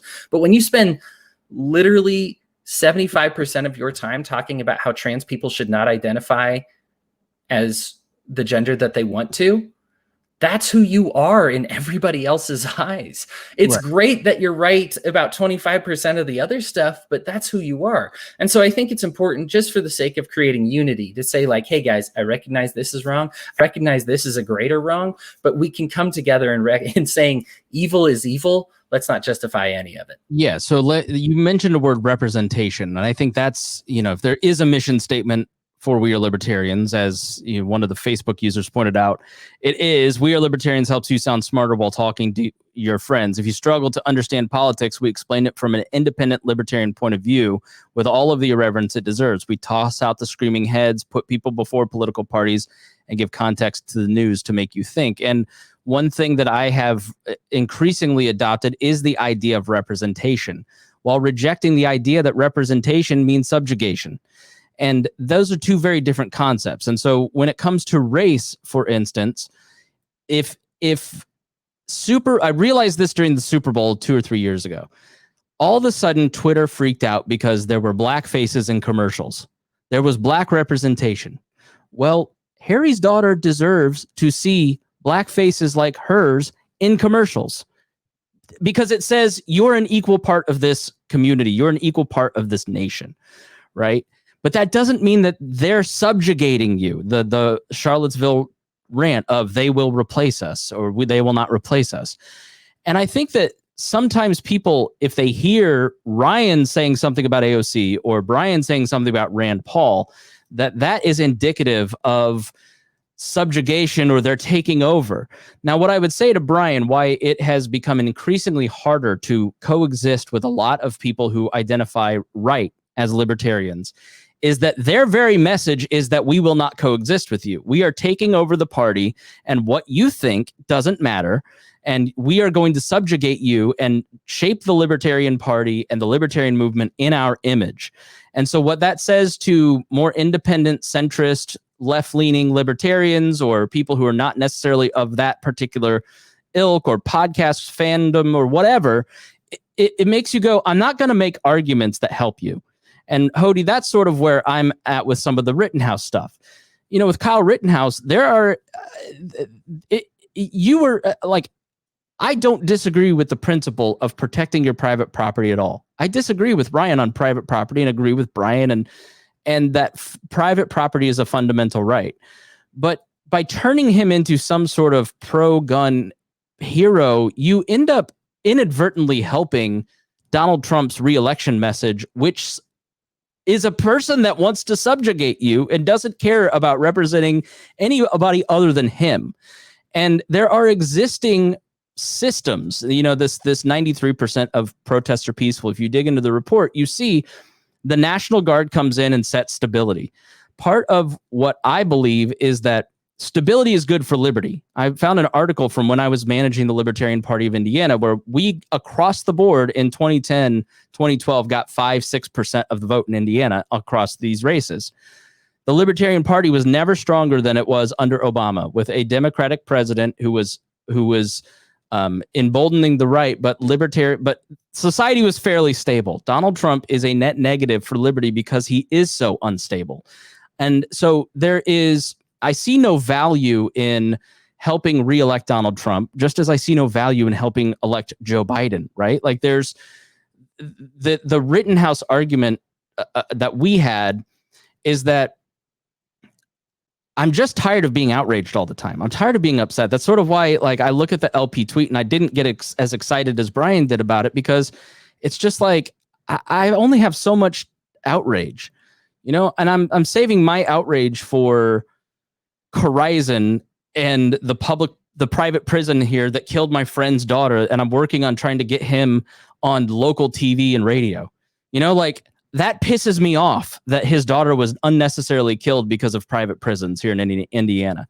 You know, it's like I could sit here and write this tweet and have 500 million angry people at me coming back at me, or I could go play, you know, spend time with my family. You know what I mean? So like at a certain point, there is somewhat of what Brian was saying earlier. You just have to check out at a certain point. You can't weigh in on everything. You don't need to weigh in on everything.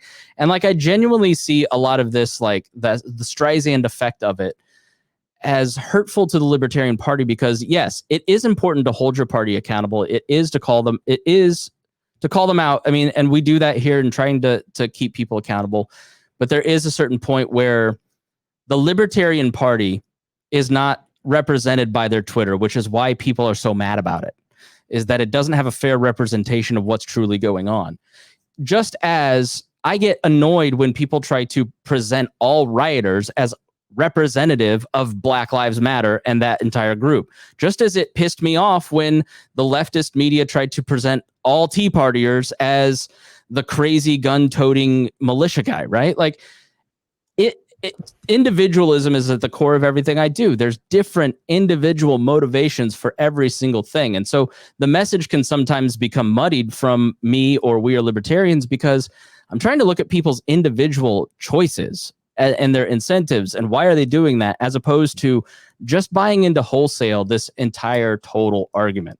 And so, you know, it's the the knee-jerk reaction from people who are not on the right spectrum of libertarianism towards some of this stuff, or their silence, is just that, like, I'm not going to help somebody who wants to subjugate me or take over the party and tell me I don't matter, right? And I think that's happening a lot across the spectrum. And that's where Ryan, when he talks about race, God help us. I mean, the screeching with when Ryan or I post about race and things that are really consistent with liberty, there's just a certain faction of people who are pissed off that you said the word black and that you said anything nice about black people.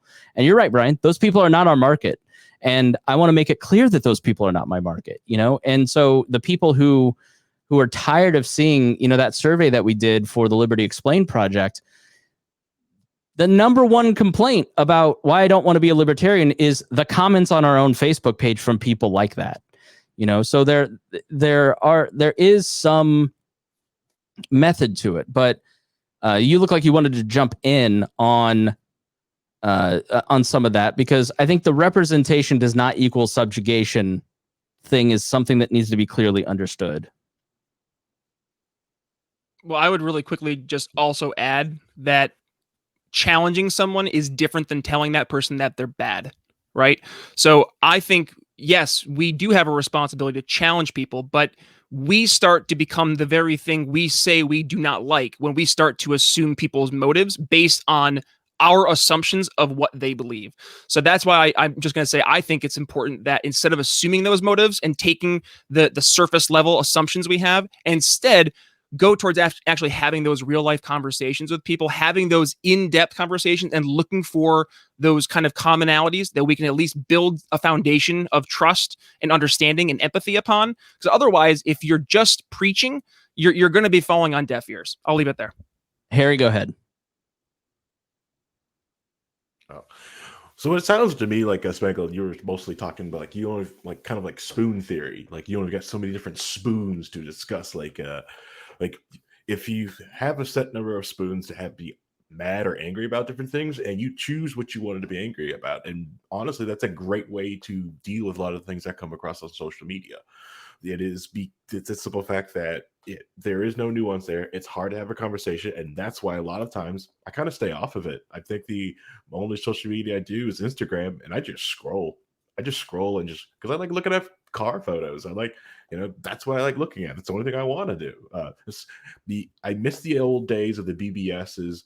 That's why I can do Discord, because I like having like long form conversations with people, and you just can't have that on Facebook or Twitter anymore. I miss that. I love having be able to have like conversations with people that I do not know because they're a friend of a friend, and we're able to see these different things and be able to come together with that.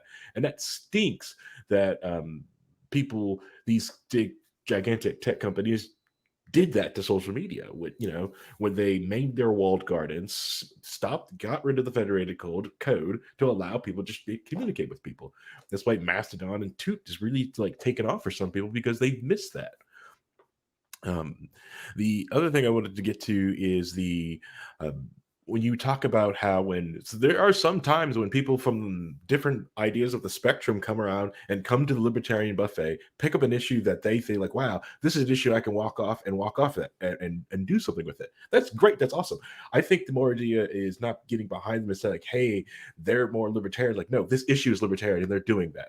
It is that we want to highlight, like abolishing ICE. That's a libertarian issue, because it's getting rid of awful federal regulation. Doing the no knock narrative, that is a libertarian issue. You were picking up a libertarian issue, and it's like, no, this is right. Nope, that's a libertarian issue. That's one of ours. Thank you for doing that. You're going to be an ally for this one cause, but that's it. The buck stops there. That's where I see the libertarian buffet. People just pick up and take what they want and leave, and we just need to highlight that, yes, you came to ours and you picked that up. And that's where I saw like that where Brian and Ryan are coming out of each other. I just think that different disagreement there. But I also see the left and the right political spectrum different than most people. To me personally, I see it is different. I will get arguments with people the way I see it, but this is the only way I see it. It is right is a zero. The number zero, it's a number plane. Zero government. To me, that's right. And everything on the left, more government. That's the way I see different things. So it's different than everyone else's spectrum, but that's how my brain can only describe it. And I can understand where other people are. It's because of like my inner perspective. Like I'm trying to get you to the 0 point, and I'm just trying to move people to zero government. You can have whatever policy you want, and we can have user fees that pays for people's health cares or pays the roads. And I like this user fee. If we want a voluntary to come together to want to do stuff like that, but long as it's a voluntary zero government nature. Sorry, that's where I'm at on the whole situation. So I love hearing everyone else's perspective, and I also appreciate that I've got to go update my headphones. I can't have Hodey here, another member of the Hodey, headphone jump in next, but you do have quite the set on you. Yeah, I decided to get some noise canceling ones to get like a full experience. It actually like vibrates on my face when the bass gets You look going. like Mickey Mouse, dude. It's awesome. Well, I don't have any hair, so I have to put something up here to just make it so that look at me without him. Oh God, put those back on. Yeah, right. I need something up here. We're all trying to be nice, but God. Yeah, I know. No, it's bad. Yeah, and he's got the RGB Ryan has on the headset. Can you donate some hair to him, Ryan, please? please, Ryan. To be 24 again. Yeah. I'll take some beard too. There's comments of people about beard. Like, listen, I shaved Wednesday. Okay. Hodey, go ahead and what's your reaction to that? Take some beard. I agree with what Harry said. I think we all just come from different perspectives, and we need to just do a better job of going out of our way to understand people that think differently than us. We need to make time for it. We need to make an effort for it. And here's the thing is, if you think you understand more about it, if you think about the environment, but you don't care about it more than somebody else, it's a matter of you not understanding enough about the environment not actually mattering. Like, you can say, I have it in perspective, and that person is just so whack. They care about this so passionately. Look, let's take the politics out of it for a second. If somebody's talking about the perfect craft beer, right? And they're like, oh man, here's what I love about it. And here's these little intricacies, and there's temperature to talk about, and hops and malt, and just all these different aspects of it to make that perfect craft beer. Usually a lot of people get on board with that and say every single part of that process was so critical. The kind of water that you use, the kind of the color of the bottle actually has a taste on the beer, right? Like, there's so many different things that factor in when you make craft beer. And we say, man, all those little parts are so cool. Now let's think about something like the environment or the economy, or just a very specific subject like monetary supply or global warming. Now, a lot of people are just like, I don't know, a bunch of scientists study that stuff and they're all way above my pay grade, which is true, but it's not an excuse for ignorance, right? You should still at least be able to listen to these scientists that have dedicated years to their subject. Most of them have written a book. Most of those books are like 6 hours long. Do you have 6 hours to listen to something that somebody has dedicated 30 years of exhaustive research towards, when they say, here's the message that I want to get to you right now?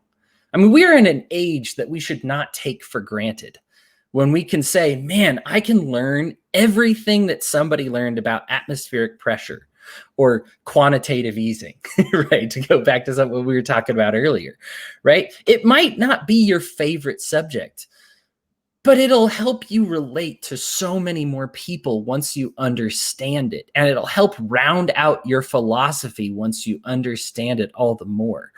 I used to just be I never denied global warming, but I underestimated its issues. And then I actually had a friend that I worked with way back when I worked at the bank. And I developed a friendship with her, and she studied entomology, right? Little insects up in the mountains. And she's like, hey, look, here's the thing. Have things changed only a couple of degrees? Yes. That extends the duration of the summer here in Utah by this amount. As a result, these types of bugs, because we're human beings, we can adjust to temperatures. Some people live in like negative 30 degree temperatures and then 110 degree temperatures all year long. that's not the case on the microbial level, right? And these little insects, right? And so she says, we've actually lost these insects. They don't live here anymore because of this. I'm like, man, I didn't even think about that. And that affected the birds. And then the birds not being around affected, just all these other different things. And I came to understand it more. Now, my real passion is economics. I love books. I'll read books by Karl Marx or Adam Smith, all the same. And I eat up every little bit of it. And I used to think my root in liberty was for a while kind of based in that. And then I was like, man, my perspective is so off because I just say, yeah, your stupid global warming stuff doesn't matter all that much. And then when you learn more, you care more. So I guess I'm building on what Harry said here, but yeah, learn more and care more. And I think that those things are inextricably tied together, because you won't say something flippant if you at least understand something that somebody has dedicated 30 years of their life towards.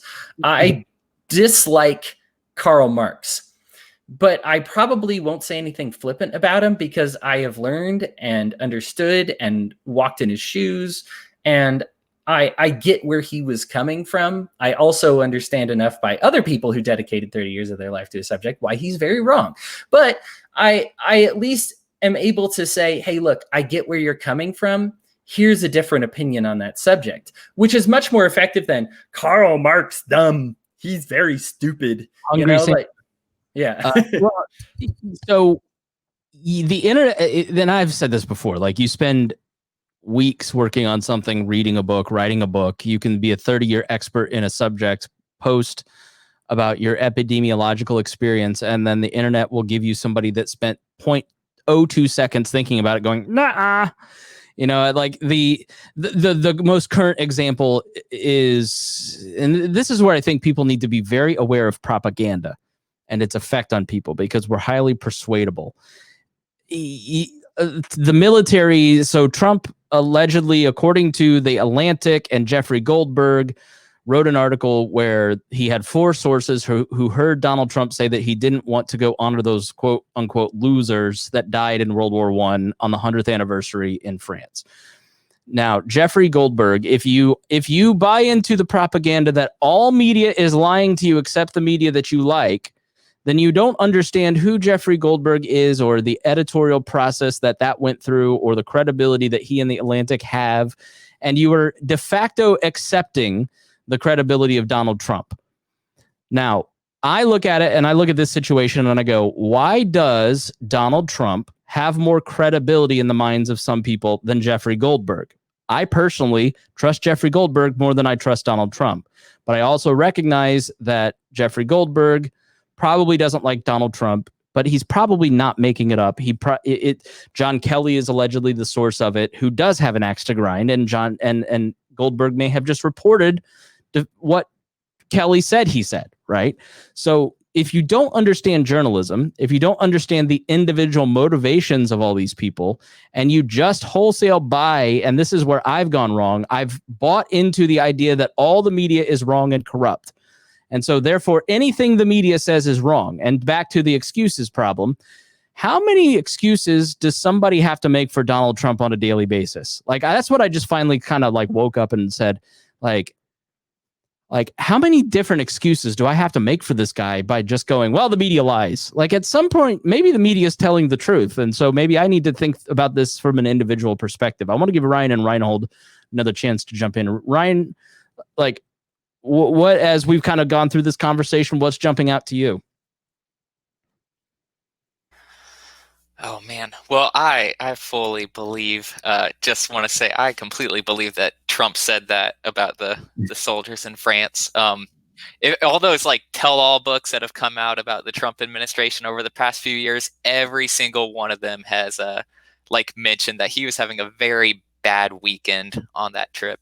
So I totally can see him saying that. But anyway, I digress.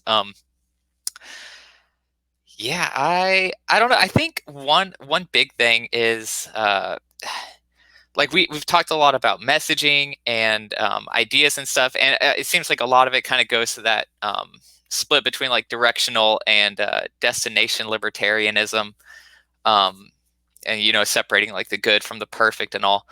But I don't know. I just feel like a lot of, like, I'm just going to keep using the terms right and left because it's the simplest way to do it. But there's like totally different like philosophical foundations. And so it's like the destinations we want to get to are lots of times like completely different. So it's hard for me to see how, if the destinations we want to get to are completely different, how are the directions we're traveling going to be the same either? Like, if for me, the idea of living in a society where, you know, like so many of the functions that the government handles now are run by like mega corporations, like that sounds no better to me. Like that's just as appalling as like the public running that stuff. So like that, going that direction, like that destination has no appeal to me. So going that direction has zero appeal to me either. So why am I gonna just tag along for the ride and be like, oh, at least we both believe in non-aggression, even though like you're taking me somewhere that I couldn't care less to go. So yeah, and that's something else I feel like is the a lot of libertarianism. It seems like it's all about the tactics. Like, regardless of what you believe or what your end goal is, you're saying like, I'm not going to use state force to get there. But that's just kind of like, that's how I'm going to do things, but it's not really addressing what you're trying to do. And so, and I think that's a big part of the divide, because yeah, like all of us here agree, like non-aggression is good. But saying like, I'm going to use non-aggressive tactics to do, you know, X, Y, Z, A, B, C, all different things. And it's obviously some of our end goals are kind of like align better than others. But whenever like, yeah, we're just coming from completely different philosophical foundations. We want different, like we have different ideas of what an ideal society looks like. So I don't know. I guess I'm concerned or kind of skeptical of the idea that just accepting non-aggression as good is enough to really like hold a movement together. Well, I mean, as a pacifist, it's weird to hear you say that. Why? So is it that you don't trust other people to uphold their end of the bargain, and that's why you don't think that it's able to hold a movement together? No, it's almost the opposite. It's like that like whenever somebody tells me like, you know, their ideal world is, well, okay, this is it's not a straw man because these people do exist, but it's an extreme example of whenever somebody tells me like, yeah, I don't want to use government force to do this at all, but my ideal world like is a completely, you know, white Christian heterosexual community surrounded by a massive wall where we only let people in and out, you know, who everybody in the community consents to, but we're not going to use government to do it. It's like, well, like, sure, like that's non-aggressive. You're a libertarian. And whenever, but it's like, I don't want to go to that destination, so I'm not going to tag along or help you get there. So whenever they're telling me like that their end game is like, they don't want to use aggressive, but they do want to have like a very like conservative or right-leaning end game, it's like, I believe them and I don't want to go there with them. So isn't that the beauty of the libertarian message, is that there will be and are different communities in a libertarian world where you aren't forced to live in that. You don't have to live under the Bush regime. You can live under whatever regime you want in a libertarian society. Yeah, I mean, yeah, and that's not, but I guess wouldn't like the Bush regime, sure, you don't have to live under that in a libertarian society, but wouldn't it be better if it just didn't exist? Like, but that's not possible. That's sort of where the my critique of the far left or far right, like if you're a dominionist or what's the a Kennanism person, where you want to build a white racial society, it's like you can't eradicate people of color. You can't eradicate anybody. Like you Ryan, can't eradicate the idea that there will be communities that you find grotesque, and there are communities that will find you grotesque. It's just that you have agreed to leave each other alone. You know, like that, and that's, in my mind, one of the most beautiful things about libertarianism is that you have taken away the power of the state to use as a weapon against each other.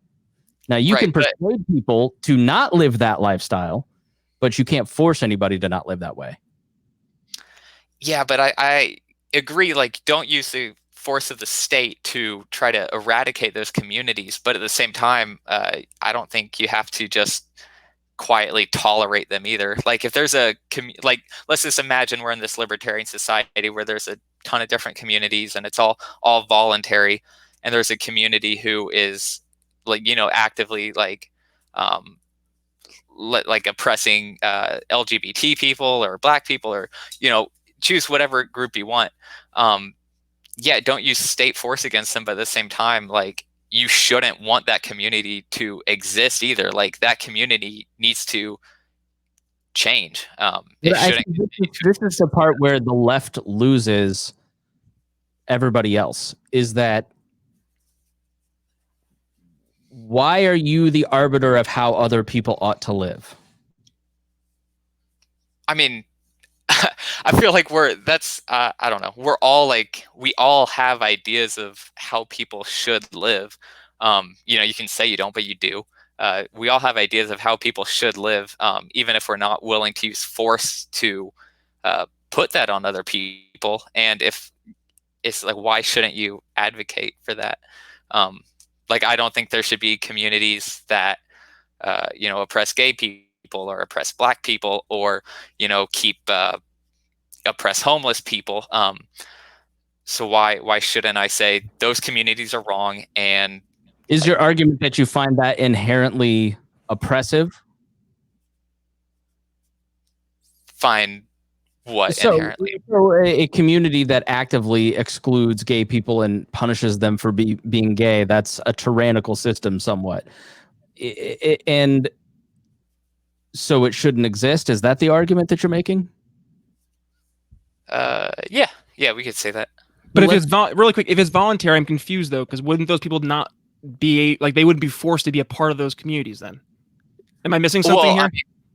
Yeah, I think you are, because let's say it's just like a privately owned community, and you got, obviously people are going to be born and stuff, and like, let's say you have a private community and they have a rule like no gay people can live there, and then a gay person is born there.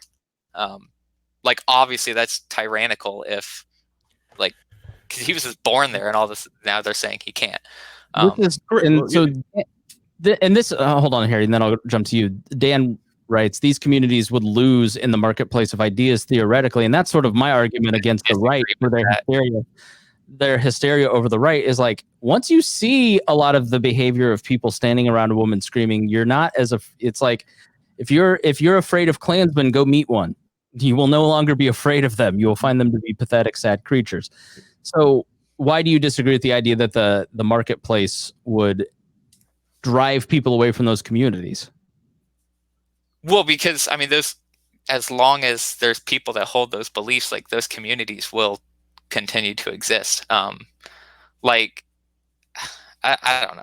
There's even the people that don't hold those beliefs. There's enough people who are just complacent and willing to be like, well, as long as they're not using the state to enforce their ideas, who cares? Which I think that who cares mindset is just as bad as, like, I don't know.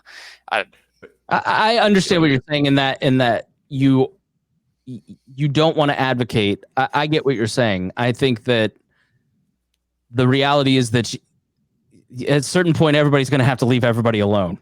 Like, there's Harry, go ahead. First off, Ryan, thank you for bringing this up. This is awesome. Thanks for being brave to be able to talk about this. This is awesome. I want you don't feel bad. You don't have to apologize. This is awesome. I think it's tyrannical if that person is being oppressed there and they can't leave that system. If they are actively using violence against that person, then it becomes tyrannical. Like, if we can't get that, if someone can't go in there and get that type of person out of that area, or they can't leave, then that's a problem with using violence against this person. But if they're just using, even if there are bullying and stuff like that, yes, those are bad. And we in other communities, different societies, can talk about and just messages like, hey, this is awful. The community over there on that hill, this is what they're doing, and we can set up projects and like, hey, if you want to leave, come over here. We've got housing. We got something like that. That's something that we can do to help. All right. but there will always be societies like that, even now, in America, if you put the state violence, that's still going to happen. We can make sure, and we want all these laws like that, but those little small pockets of communities who do that, they're still going to do it. They're going to find different ways to do it, because just because someone is racist, bigoted, hate LGBT people, hate trans people, they're not dumb in the aspect of like they can use state violence to still oppress it and then try to shadow it and make it like, look, I'm not oppressed. We're not doing that. Look, I've hit my quota. I hit my numbers. They'll hide behind the laws. That's and Thomas Sowell wrote Conflict of Visions, where you either build a society around the idea of people are imperfectible and broken, or you try to use laws to perfect them, which is nearly impossible, if not totally impossible. And the libertarian argument is that people will always do grotesque, awful things to each other. It's just that they will no longer have a more powerful tool to beat each other up. That's the libertarian argument, that people are always awful and are going to always do bad things to each other. I think that's an argument that's compatible with libertarianism, but I think it's wrong to say that is the like, you don't have to believe that to be a libertarian. No, and I don't think every person is. I think most people are trying to do, but there's a decent percentage of people who want to dominate other people, and we want to take away their tools. Yeah, but there doesn't have to. I don't. It seems like it's a problem of imagination. Like, obviously a more ideal world is going to be impossible if you can't even imagine that it is possible. You have to imagine it before it can happen. You have to believe that it's possible, or else obviously it's never going to happen. And yeah, like, it's not going to happen in any of our lifetimes, maybe it is impossible, but why not work for it? Why not try to go that direction? Yes, Ryan. Yes. Rhinehold, go ahead. Jump in. I just wanted to get into the conversation about these private communities that apparently are going to solve everybody's problems. I think what the issue that is being brought up by Ryan is that's not necessarily getting understood is that we're talking about whether you oppress somebody's rights, right? Do we, as a movement, are we about protecting other people's rights, or are we just about protecting our own, right? Leave me alone. I don't care what you do to anybody else. Or do we actively say, I don't care who you are, I'm going to defend your rights? So if you get into a community where somebody is oppressing you or trying to violate your rights, even though it's a voluntary community that you're in, is that a concern? And what I also find interesting is that a lot of people who claim that they are for property rights, and that's the whole embodiment of libertarianism, which I completely disagree with. But there are people who think that property rights is libertarianism, libertarianism is property rights. Everything comes from that, and that's the way it is, right? That's, in my opinion, wrong. But there are people who believe that, who then go on to say we should have these private communities. Well, when you get into those private communities, you lose your property rights. You are now a feudal situation. You're in a feudal system, where if you somehow go against the community, you wake up one day and say, I don't agree with this anymore. I don't think that this should be this way anymore. You now have to move. You will be forced to leave your house and your property that you built just because you changed your mind on an issue. Right. So how is that in any way a property right? The community owns your property and is letting you live there. Right. So how is that any different than like an HOA that we have in the United States, or the government owning the land and requiring you to pay property taxes? It's not your property at that point. You don't have control over it. So why give that up? If you're somebody who believes in property rights, why do you believe these community things are going to work that way? So we either say that in the United States, let's say the whole country decides to go this route and we get rid of government, we still need some mechanism to protect individual rights across all of these different communities. Or what are we doing? So is your solution then the night watchman state? You have to have some some level of government to remit justice? There will always be government. I don't understand this idea that we somehow are not going to have government. We may not call it government, but it will exist because human nature wants it to exist, because human nature wants rules and wants them to be enforced. And when you have rules and they're enforced, you have a government. You can say it's private industry, or private police and that sort of thing, but you still have to have some sort of mechanism where multiple people decide on the rules that are applied to the whole group. Right. Exactly. That really quick. is government. Yeah, Brian. So that exactly goes to where we started this entire conversation today. So if we're going to have a society where these rules exist, then I think it would behoove us, to go ahead and work with those people who agree with us on those issues, who are going to be putting the rules in place. And therefore, that's why I think it does go in our favor to put our best foot forward, to not just be incendiary for the sake of being incendiary, and to build those positive relationships with people like Rand Paul, like Alexandria Ocasio-Cortez.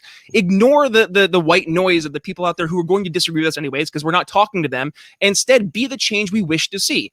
And I mean, I don't know what more we really need to say than that, because if we're going to acknowledge, like we just did, that these private communities are going to have some type of government, be it a state-run government or otherwise, then we would want at least to have the people who are in those positions of making those rules for those societies at least be libertarian leaning. No? So I think, again, it goes back to my main point. Build bridges. Stop tossing these random stupid grenades like that really serve no purpose. Challenge people when they deserve to be challenged.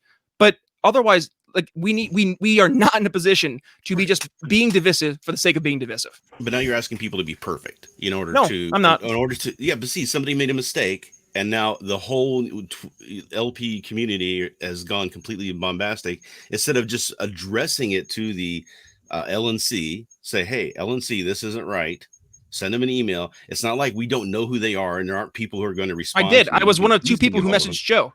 He told me that. I was one of two people who messaged him privately. Right. You did the right thing, though. What I'm saying is that so many people who are supposedly the greatest bringers in of people in the community ever decided to blow it up and make it a big deal. Great, but I'm not saying that. That's the point. I'm not making that argument. My argument is that if we're actually trying to do this thing that we're talking about, and that is find some solutions where we can get some solutions enacted. And I think, like, are we not all on the same page that ending no-knock warrants would put America in a better spot, like objectively speaking? And if that's the case, then why are we looking at this example specifically? And like, again, I think we have to be like laser focused on what we're talking about. This specific example with Rand Paul that I've been harping on is like, that is our mission. We are actually helping real life people with Rand Paul leading the charge and writing the Breonna Taylor bill, right? Like, that is an objective good. And I don't see the positive outcome from a libertarian policy perspective in terms of actually bring our society into a better place by going after the person who is an ally on this fundamental issue. Going back, I forget, I think it was Hodey who brought it up, right? Like, if we're having, it was Harry, I'm sorry, the a la carte mentality, right? If we have these people who agree with us on criminal justice, so more people like Ryan's side, right, on the left, I encourage them to look at Rand as a positive ally in that world. I don't want them to look at Rand as the guy who supports Trump on XYZ issue. I want them to look at Rand as the guy who supports criminal justice reform. I want them to look at Rand as the guy that they can work with on trying to end foreign conflicts. I want them to look at him as both. Because he is you can do both. That's the thing, is that we can say he's wrong in his reaction to what happened without saying that it's right that it happened to him. Right. I don't agree that those people should have done what they did, but I also don't agree with his response. And that his response is, to me, much worse, because he is in that position of power where he could get that pushed through and he could get it enacted. And we have to say no to that. Ryan, are you thinking, or are you trying to signal me that you want to talk? Yeah, no, I just don't think you can separate. Rand wrote the Breonna Taylor Act, but you can't separate that from his support for Trump. Like, he's actively trying to get Trump reelected, and that has like massive consequences for any sort of criminal justice issues or Black Lives Matter issues. You can't separate the two. At the very least, they just negate each other. Rand's support for Trump is way worse than his writing the Breonna Taylor Act is good. Can I ask you a question, like a serious question? So like in that exact kind of scenario, right? Would Bernie Sanders supporting Joe Biden enthusiastically mean that we can't look objectively at Bernie Sanders and the things that he does positive and negative, despite him supporting supporting Joe Biden in his past history of voting for like the 1994 crime bill or voting for the Iraq war? Does that same logic apply now? Yeah, I mean, you can't, I don't think you should separate the two. Like you have, I think, now looking at Bernie Sanders, and especially combined with his, his support for Hillary, his support for Biden, I think you should look at Bernie through that lens. Like, yes, this is his beliefs, but he's really like willing to be a lot less radical than he might come across. So what about when like Ron Paul was working with him to focus on auditing the Fed or ending the Fed? Like, was that not something that was a net good if they had been able to accomplish that despite their differences? Yeah, that would have been a net good. Right. So that's my point, is that it behooves us to build those relationships to actually get those net goods accomplished. Do you see my point?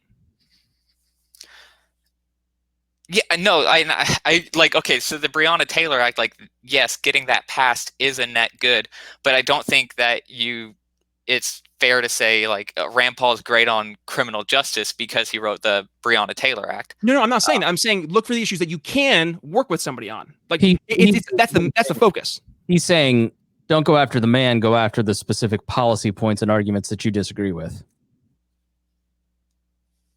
Yeah, I agree. All right. Well, admit it, Ryan. Oh my God, that was the best moment ever on the entire show. Screaming at Ryan that silence is violence. So I push back on Brian though. I'm just teasing you, Ryan. Let me just say this, Brian. How do you? There are not a lot of people who are willing to give space to those who just wholesale find Rand Paul or Donald Trump or some of these other people to be a net negative. So what would you say to people who, I think your argument is we need to give space to everybody, but be nice about it. Is that a fair summation of your argument? Be nice. Be nice is the right term. I just nice in general, kind of like Hodey there. But like, I think the better approach would be like welcome people in and meet them where they're at. Like find out what specifically is like their issue, right? And if there's somebody who they like full-throatedly reject Trump, they full-throatedly reject Rand Paul, I would say, oh, tell me why. Like, and then once we can have that conversation, like then I can start to uncover where it was in their story that they found whatever it is about them, to be the issue. If it's from a personal perspective, we can have that conversation. If it's from a policy perspective, then we can also say, okay, well, here's why there's an issue here and where I actually agree with you or disagree with you on something. And then I encourage them to speak to people like Rhinehold, like Harry, like Ryan, like Hodey, like everybody else on our channel to start getting those different perspectives of libertarianism that are out there. Because then instead of just having the entire belief that they have on these one or two people being so emotionally invested, now that they can start to focus on these particular issues of policy or principle, and then the vision of the person starts to change, right? So I would say I've seen successfully in my libertarian politics, right, people looking at AOC, yes, as somebody that they can work with on some issues. I mean, good God, Ted Cruz is working with Alexandria Ocasio-Cortez on policy. Like, come on. We have to acknowledge these positives when we see them. We have a tripartisan bill right now with being led by Libertarian Congressman Justin Amash to end qualified immunity. Like, why are we not talking more about that? And I think part of it goes to what does sell. And right now in 2020, it is hysterics, is the negative. If it bleeds, it leads. And I mean, I think we all have a responsibility to play. I raise my hand as being, the first one that should also do it is promoting more positivity in the world, promoting when we're having these moments that we're coming together, we're actually having positive policy be pushed through. But also, when people are doing the wrong thing, to call them out on that, but make sure we're calling them out. Yes, Chris, about the specific policy. Now, if they're just an icky person like Richard Spencer, like, let's go. Like, I will call him out. He's a white nationalist, white supremacist, has no positive merit to say. He didn't endorse Biden, though, so take that for what it's worth. But when you look at people like that, right, like, I'm on board with you. They're not being good faith actors. And I think at the end of the day, it really does come down to, are you entering a conversation in good faith?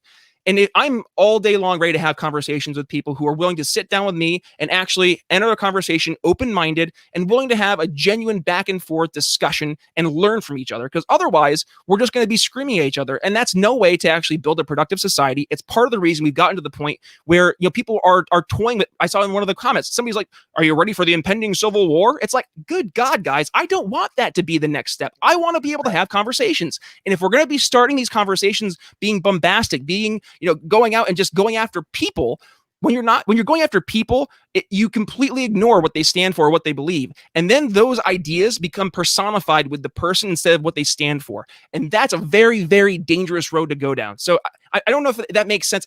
It's something that I've been identifying as I've been listening to Dave Smith. I've been listening to Ben Shapiro. I listened to the We Are Libertarians Network. I listened to Lions of Liberty. I listened to Tom Woods, Jason Stapleton, across the board. And I've been hearing there is something happening right now that it's making me kind of apprehensive about the general libertarian movement, because we all seem to be just getting much more intense in terms of how we're approaching certain issues. But there are people who are leading the charge and trying to build those conversations. So I say, let's encourage more of that. Let's try to be more raising up of voices and encouraging different voices that aren't like ours, but at the same point in time, get comfortable with being uncomfortable. Feel like it's okay to be challenged. That includes me when Ryan comes to the network and starts adding different perspectives. Yes, I encourage that. And I think we should all encourage that. But let's make sure we keep it on a productive level, right? Let's actually be able to, again, I know I keep on saying it, but build some actual bridges. Yeah. And this is not a commentary on you, Brian. Ryan is here because he makes people uncomfortable, and people who generally, and I don't mean to offend you, Ryan, but I have taken shit for, why do you have a libsock on? Like, I didn't know what a libsock was until like 2018. I didn't know what any of the left market libertarian, and I didn't read Center for a Stateless Society, the left wing market anarchist site.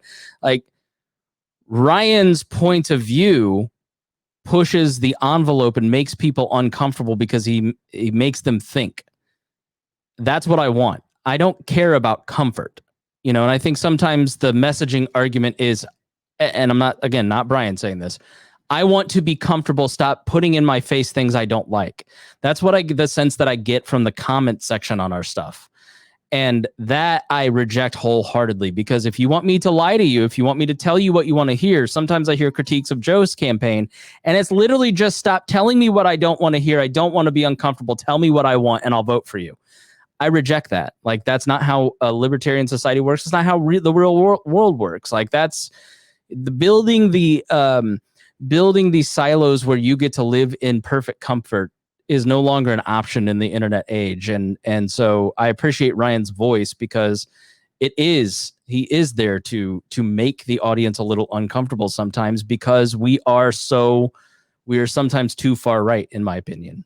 Chris, I think I was actually one of the first ones to message you when Ryan left the group, and I was like, what? No, like, come back, because your voice was so needed, because it does bring a balance. It brings the balance to the force. Like, that, we need that. We absolutely need that in our movement. Yeah, exactly. And Brian's consistent on this stuff. All right. Don't get him started on Star Wars. Yeah. My associate producers are demanding my attention, so I need Hodey to finish up. Give us the last word. Hodey, you get to bring it home. Well, you got to unmute yourself first. I used the button. Sorry. All right. You can look at all of these differences and say that you have two enemies. You could look at something like what we were talking about earlier, like property rights, and say the capitalists don't get it and the socialists don't get it. Both of them are my enemies. The far right and the far left are both my enemies. Or what you can do is say, I have two friends. We're just speaking a different language right now. When we want to solve a problem like homelessness in America, and one side, when we look at it from the government perspective, we can say both sides are wrong, which is kind of true, right? If you want to make a lot of enemies, you can poke holes in both sides. On one hand, the lefties want to throw a whole bunch of money that they've stolen from other people at it and put it in the hands of politicians and hope that suddenly, magically, the politicians, after decades of not giving two craps about homeless people, that suddenly their hearts will magically change and they'll actually decide to do something, right? Or you can look at it at the far right, which says, there's no problem with homelessness. These people need to stop doing drugs. They're idiots. They're stupid. You know, we don't care about those people. All right. That's one way to view it. And in that case, if you decide that that's the lens with which you want to look at the world, you will always have two enemies. And you will, there's like 96% of the country decided not to vote for the libertarian candidate or whatever, right? You'll have enemies with 96% of the country or something like that. You will lose. Okay. Or your message can be this. You actually have two friends. Because the left doesn't actually want to throw money at it. They don't believe suddenly that politicians will care. And if you bring them another message, like be like, hey, man, I'm looking at these stats here. And from what I know about supply and demand, it doesn't make any sense for us to have 10 to 20 completely abandoned, empty, unused homes for every one homeless person. That is senseless. That is not capitalist. That's not socialist. That's just wrong. That's just bribing politicians to create false scarcity. And that's wrong. And I think the way we can solve this, hey, how about instead of getting money to these people who don't give a crap, we let the market take over and say, hey, National Association of Realtors, I appreciate that you pay $9 million to politicians every year to have a monopoly on that. How about we say they don't get the power to do that? No politician should be able to take that bribe. No corporation should be able to give that bribe. Well, I think you're going to make a lot of friends on the left with that message because you cared about the problem and you're presenting a solution that's actually works better than their current solution of piracy and putting the loot from that piracy into the hands of people who don't give a crap. They know that as much as anybody else, right? You create a friend there. Now let's look at the right.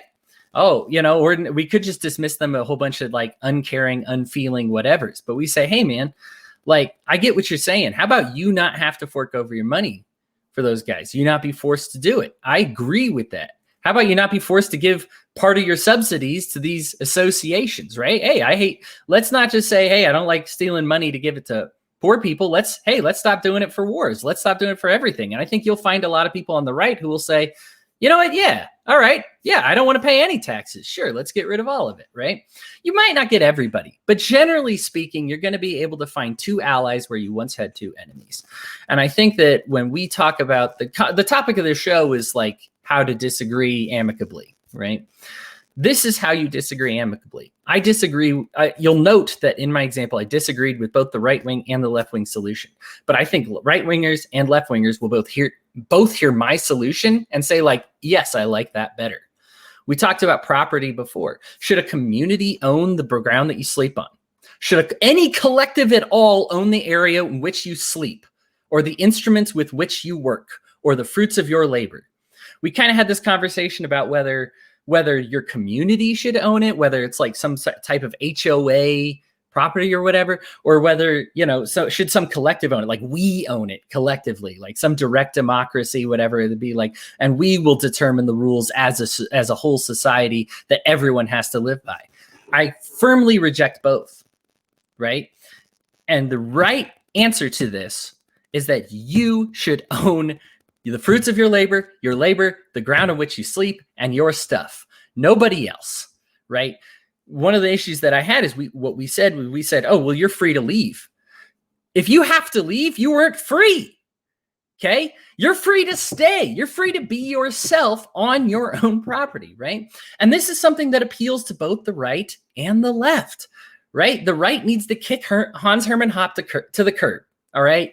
Not many people actually understand Hoppe well enough to actually embrace him. Some people will. Those people are too far gone. That's too bad. Kiss him goodbye, right? But most people on the right will be like, owning my own property? Yeah, I kind of like that. And then you look at the left and you say, man, hey, wouldn't you rather own it than some corporation, than some national association, than some HOA? And they'll say, yeah, I kind of like the idea that I can be myself on my own property more than anybody else. This is how you build bridges and build alliances, because we have solutions that are not compromises. They are radical difference. They are not somewhere in between the right and the left, right? We talked about the spectrum. This is not a halfway, giving the right a little bit of what they want, giving the left a little bit of what they want. This is giving every single individual in the United States, in the entire world, exactly what they want when we preach the message of liberty. And because we leave it up to them. And this is, I guess, my closing statement. Find those bridges, build bridges, find that common ground. You may think you're a really good critic. You might believe it. We have too many critics. We do not have nearly enough supporters and encouragers. Everybody thinks they're the one critic that the world needs, that I'm the one that's good enough to analyze the whole libertarian movement, and who's supposed to be here and who's not supposed to be here, and who's doing a really good job and who's not doing a very good job. Everybody believes that they're good at that. If you think that, you're probably wrong. I think we should have like 1% critics and 99% of people who are out and doing things. So if you're hearing this and you're saying, oh man, I love to criticize people for their views and how they present their views and what their views are, instead of being encouraging and supportive, then you probably need to make a change to be one of the builders as opposed to one of the destroyers. Sometimes demolition is necessary. It's very little of the time, and we have plenty of them. So frankly, it's a saturated market. Just go do something else and be a builder. I am so grateful for the Wall Network, for these voices that encourage me to be myself, for the diversity that we foster here. I love the differences of opinion that we have different opinions on all of these things, because ultimately we are in the enviable position as a Republican that supports big government republicanism. You can't agree to disagree because you need to protect your ethno-state. As a Democrat, you can't agree to disagree. You need to exist on piracy, right? You cannot agree to disagree with Republicans and Democrats. Libertarians, amongst each other, we can absolutely agree to disagree. I can think that this will work or that will work, and I'm free to enact that and enter those contracts that I want on my terms. And if you don't like it, you should enter a different contract. And that's no skin off my back. We're all the better for it. In fact, competition is a driving force for making things better. I support libertarian socialism and libertarian capitalism because both of those things will have to compete and make each other better. I hope that one doesn't crush the other in a libertarian society.